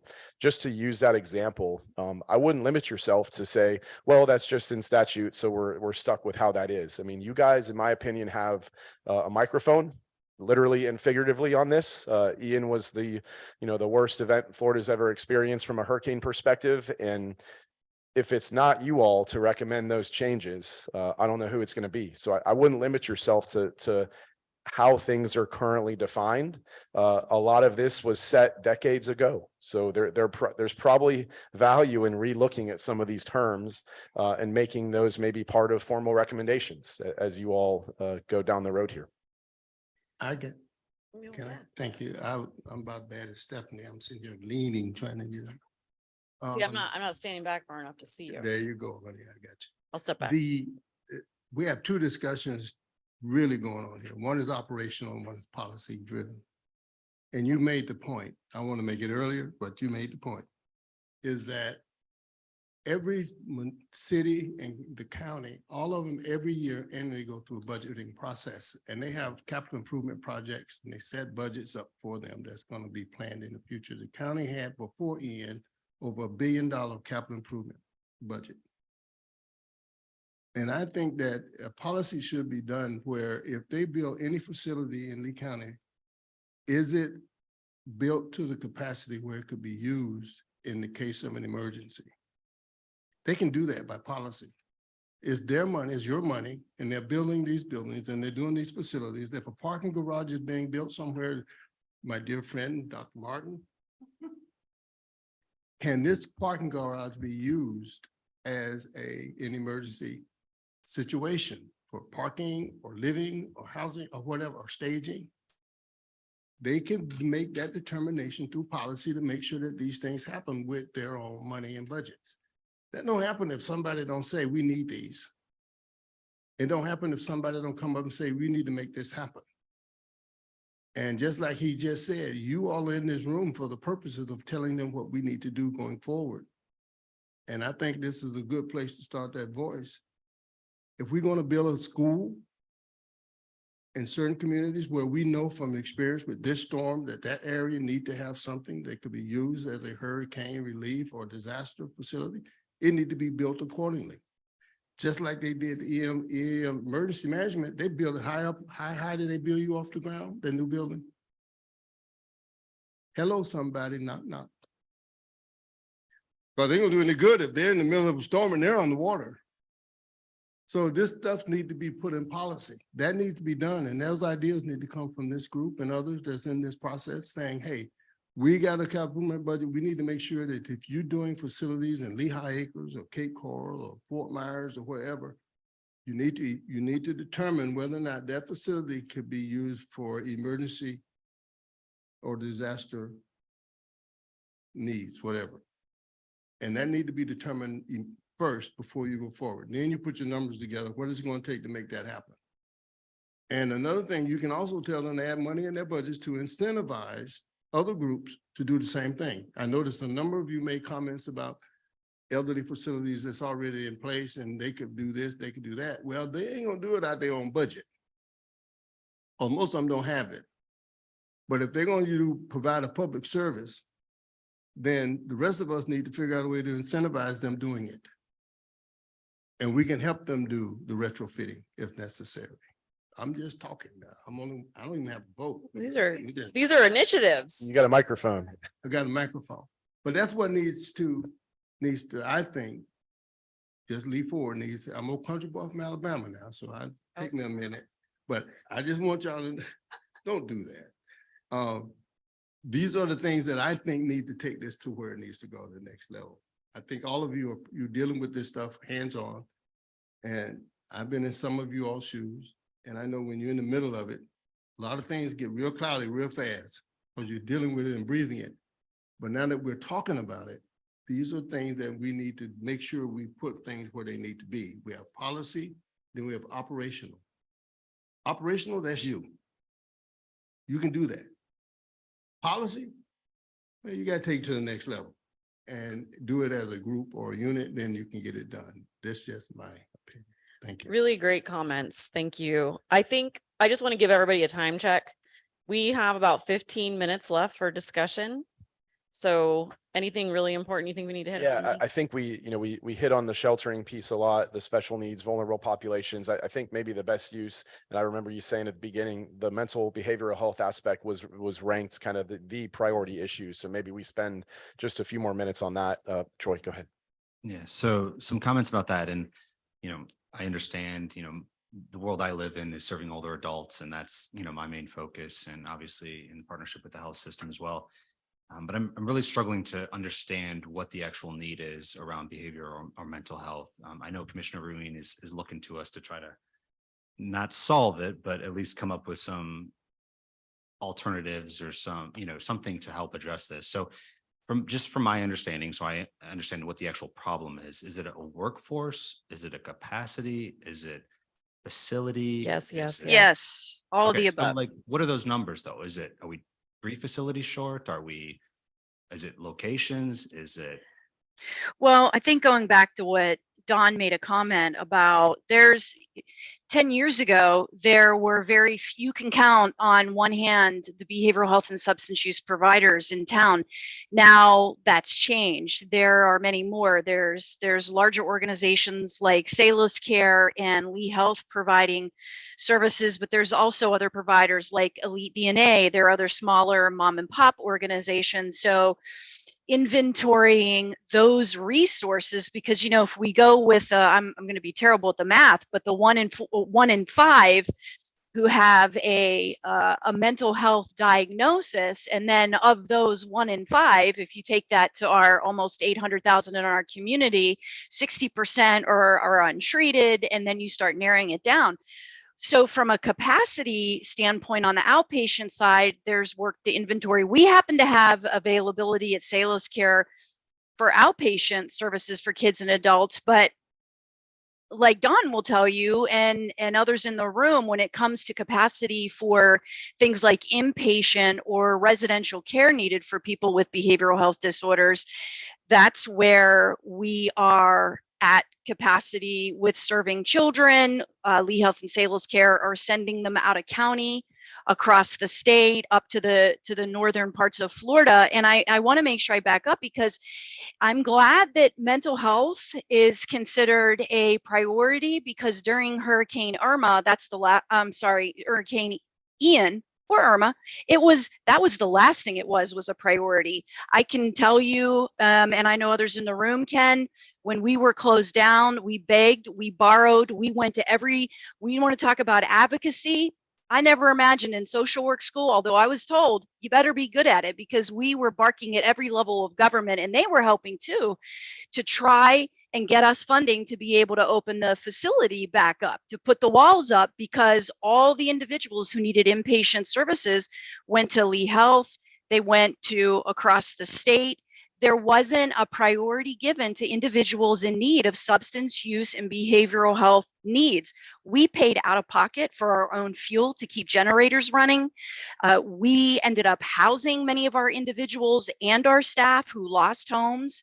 So when it comes to capacity, we have a lot of work to do, particularly around outpatient. When it comes to inpatient, there's lots of legislation around number of beds per population and so on. But from a kid's perspective, when we talk about inpatient care, we're probably at least 20 beds shy, another hospital, and another half of that or more for adults. But taking a careful needs assessment is something that over the years, we've just been playing catch up with the funding we have and do more with less. And the time really hasn't been given to closely analyze from a needs perspective and capacity. We can tell you from Salus Care, but as a community, there's a lot of work that needs to be done to identify those gaps and back into exactly what we need. I can tell you we're full all the time, but it's bigger than just Salus Care. Yeah, and I agree with what Stacy's saying. As a relatively newer person, when I come down and I hear that question, and of course the answer is yes to all of it, I think it's also educating our community and our stakeholders on what mental health means, what behavioral health means, right? I've heard a lot. It's like, we have a behavioral health crisis. And then I hear Baker Act, or I hear language. But really, much like everyone has mentioned with asthma and diabetes and any other chronic condition, there are continuums of care that people go through on a wellness journey for this illness in the same way that they do for anything else. And I think we need to get the capacity, assess what we have current state, everyone band together and say, you are fantastic at this, therefore you are going to have a sense of urgency around providing this service. We start piloting some things, assessing them, building them out, and seeking funding. But until we get a baseline of where we are and how many beds we have, and educating everyone around us on what that means, right? What does it mean to go to Salus Care? What does it mean to go to outpatient treatment? What does it mean to need a psychiatrist? there's some baseline things that we're missing that I think is really the solve, right? Is getting a picture, educating everyone, building out measuring, seeking funding. And that is going to help us be the most prepared really for the future, because now everyone will be on the same playing field. Yeah, I love I that. could dovetail on that. Stacy, you were on that founding ad hoc committee that we stood up for a couple of years. And Yes, that ma'am. Was done, Dawn, before you came on board. And we were in a crisis before Ian. And most of this is around affordability and access. So it's taking the Medicaid, it's the sliding scale for those that can't afford $250 for a visit. So I'm a little concerned as I sit here, because those of you that know me, this is my passion has been around mental health for 9 years serving on this board. And somehow I thank you for bringing this up for the last 15 minutes, because we really need to seize this moment to come up with a plan. Thank you for making the ask. You're right. Commissioner Wayne wants an ask. So coming out of an initiative, we need to have something strong around mental health. Yeah. And I feel like, it's been a while since I worked in mental health, but I feel like we should be thinking beyond the inventory, what then is the ask? Because we know we need more inpatient beds, adult and children. We know we're going to need more outpatient. We know we've got to develop the workforce. I'm thinking we have to start embedding more people with mental health training in other organizations, because I'm on Future Makers all the time. Every employer is like, my workforce is struggling, and why not catch it before it becomes an inpatient issue? So we've got to start thinking about how do we start to embed these things into other places so that a person isn't always having to go seek a more acute level of care when it becomes a crisis. Paul, did you have something you want to add?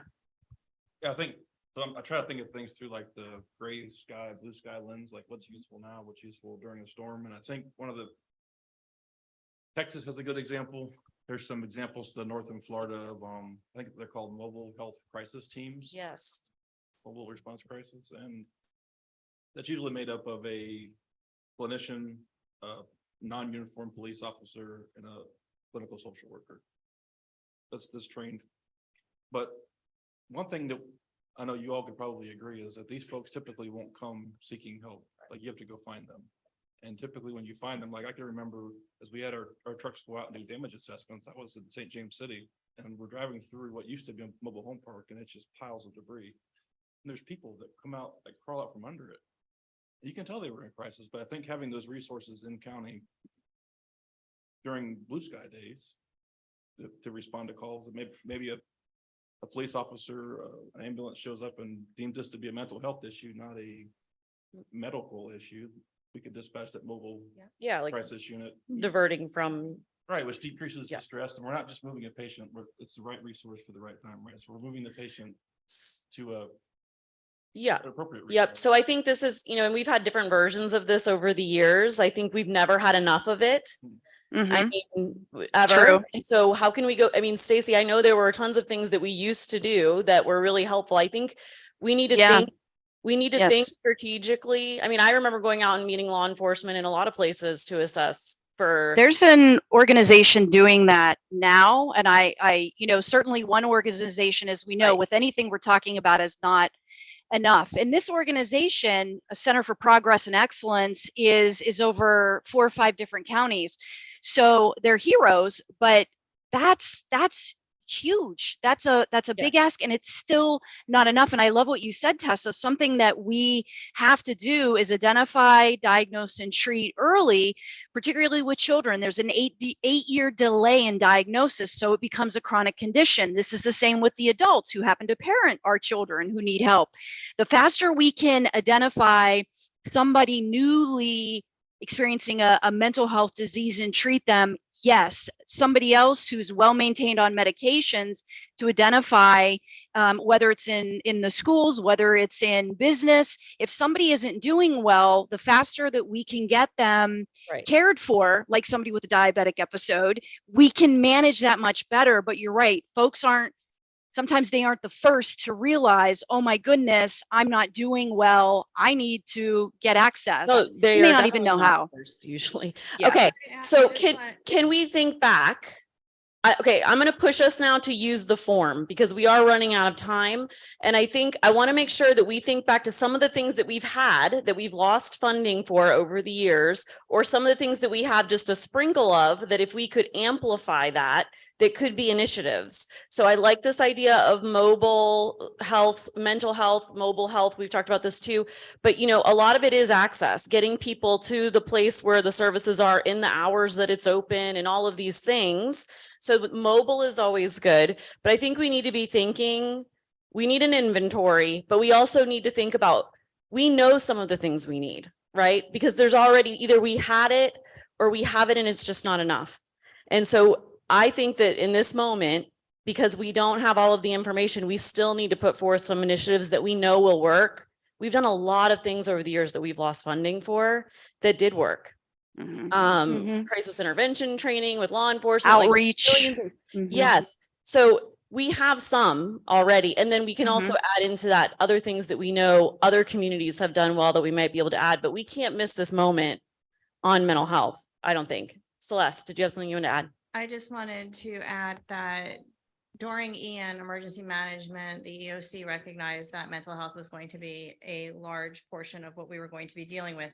So we engaged with the Central Florida Behavioral Health Network, Capacity Path, Centerstone Behavioral Health, and Center for Progress and Excellence, and brought in from their organizations mental health counselors. Those mental health counselors were provided in shelters, in the disaster recovery centers, out in the community where we had comfort stations, and we also had them in the EOC. So we recognize that, and I just wanted to let you know that we have worked on having that available in the community and providing it in after a disaster. Fantastic. And if I may follow up, Celeste, that you have done an outstanding job in that space, and the county's commitment to still contracting with Centerstone with the homeless outreach is fantastic. I would like us to consider possibly funding upstream to prevent and peer support. Around peer support recovery, it's a best practice, embedding them in any organization. I can pretty much guarantee that, isn't it 1 in 5, Stacy just said? Yep. So out of Yes, every ma'am. these, one could be a peer support. And bringing that culturally to organizations and perhaps breaking that stigma down. Okay. Other comments or thoughts from the branch? I put in a comment on the, am I the branch? Is this, am I part of the branch? Stacey, you can, I do need to, do you have ones you need to read? Yeah. Okay. Go ahead, Stacey. Tell us what your comment was. Okay, real quick, what we had talked about need for outreach, need for more mobile services, outreach to go out into marginalized communities, bring people into services. And then what I mentioned is, here's the thing, we have our budget season right now, and we have tons of demand for people needing a service like case management, where we link them to resources, we get them hooked with psychiatrists, medication assistants, and so on. But right now, we don't know if we'll have enough funding to be able to meet the demand. So I think as we continue our discussions, it's about having the available funding to hire the staff to deliver the service, because this demand is going to continue to grow like a rocket.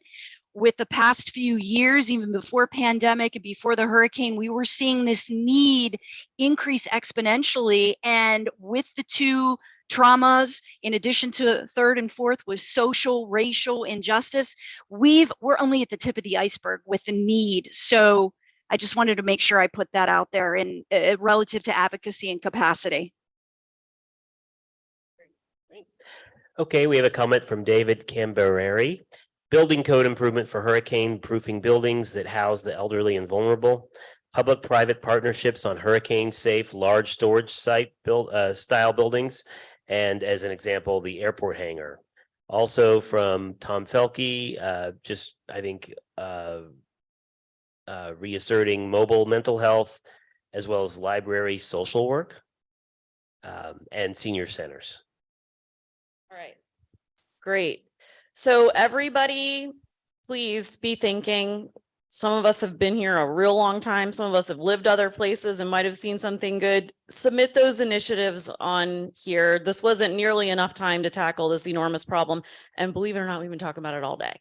So There's more to think about, you know, when you get your idea, put it in the form. Any other comments or questions from yes? The last question talks about social service sites. Yes. That's where I live. To have a one-stop shop where in all the communities that are hardened with, can everybody hear me? That are hardened with all types of things so that we can have ICE, we can have, we were able to help, but we didn't have power for 8 days. So when people came to us and they're like, we need ICE, we need this, we need that. Well, we couldn't give them because we didn't have it. People were struggling with getting gas in their car. It was all supposed to be all fixed. It wasn't. To be able to have hardened social service agencies that can be a one-stop shop, that will alleviate the smiles that we got with what we were giving and the comfort. We had a lady pull up that had her Down syndrome son in the backseat of the car, and you had to know what she was going through. And I mean, tears in her eyes, and to be able to help them, and how nice it would have been to have been able to give them cold stuff, ice and all that kind of thing, so they wouldn't have to go to 5 different places to get what they needed. So I think we need to look with this money that we've got to have something like that in every community where people can go, and that's on the 211 list. That's where everybody can know. Perfect. This morning we talked a lot. We had a whole session on community resilience hubs /nodes/hives. They really evolved this morning. We're all bees now. Okay, so that's a fantastic point that this is also a solution for this. Yep. Oh, just one last comment. Just wanted to echo Stacy mentioned, you know, we talked in the beginning about mental health and affordable housing. I can tell you we are seeing it on the 201 line. We know that this problem has worsened since the storm. We had it before, and we know that. We have just stood up in partnership with, there's about 53 providers on Fort Myers Beach, the resiliency roundup. I think you all might have seen the flyers. It was amazing turnout. If we can think about taking these services to where the people are, and when we talk about these hubs, whether it be ours or anyone's hub, you know, in the vulnerable communities, access is a problem for these folks. And so I'm having a mental health need. You've just added one more barrier. Now I got to figure out how to access. How do you it get and there? How do you pay So for it? Yeah. if you can take the services to where they are and collaborate amongst all of our mental health providers, because we have many, we're going to get much further faster. I'm sorry, I know we need to wrap up, but just kind of building onto that. And when you're bringing in the community, making sure they're brought into spaces that are comfortable for everybody involved, destigmatizing it. For us, for example, we have people, I know the Red Cross was there, I think 2 days ago, and they were talking to one of our volunteers who was out there helping the community. And the second they asked her how she was doing, she broke down into tears. So there's people who don't know how to actually call out for help. They're just looking for a sense of normality, and making sure that it's happening at somewhere where anyone can go is super important to get that mental health initiative going. Even before you get to that point, I think we have a really strong opportunity to pull together existing resources from nonprofits and subject matter experts to just peer to peer, neighbor to neighbor, family to family. How do moms and dads support their kids, their neighbors, and their colleagues and their friends?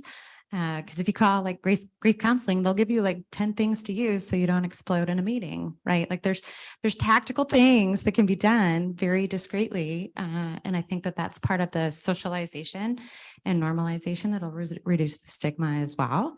And then again on education and our vernacular. So crisis response teams.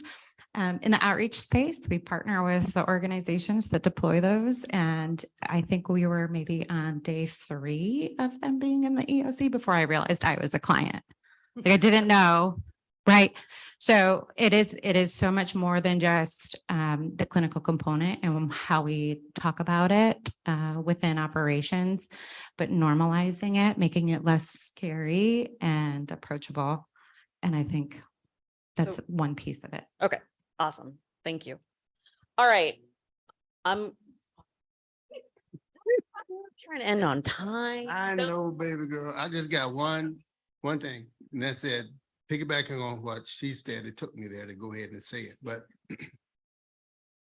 in Clay County, when the state and everybody cut all the funding back in the 70s, what they did was they organized what is called an interagency group.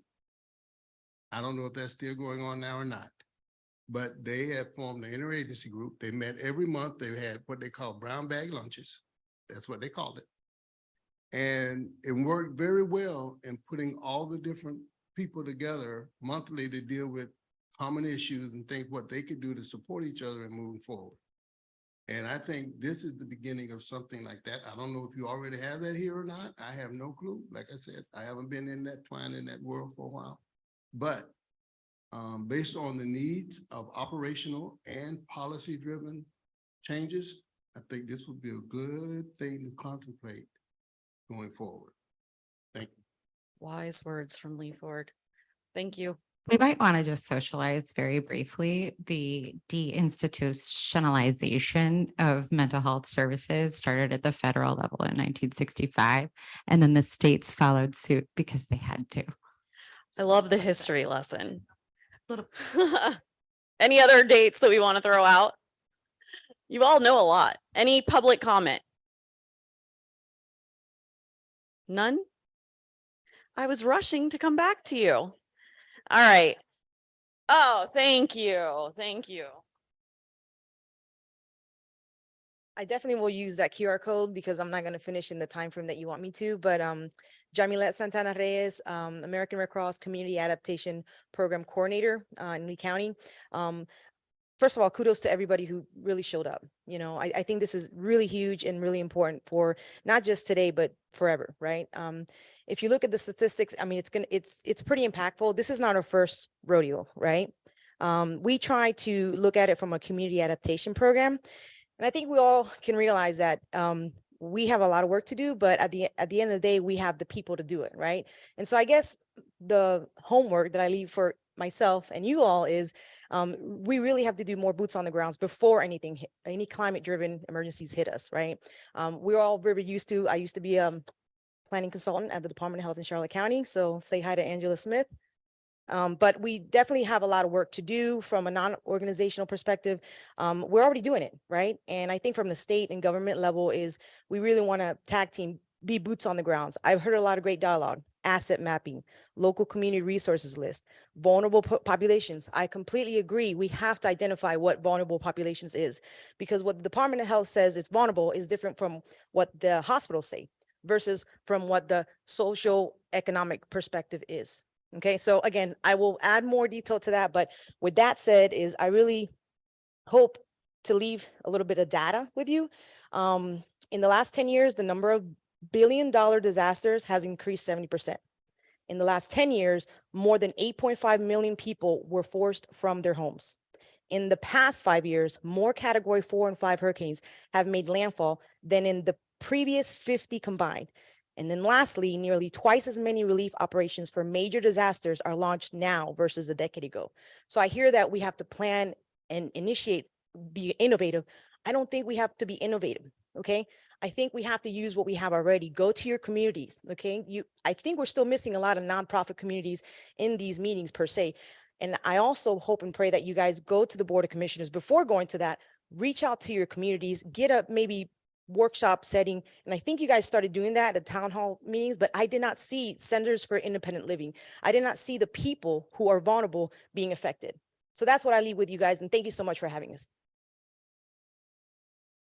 Thank you. Anybody else? Okay. All right, friends. Your initiatives, don't forget, please, to put those in. How long is that going to be up?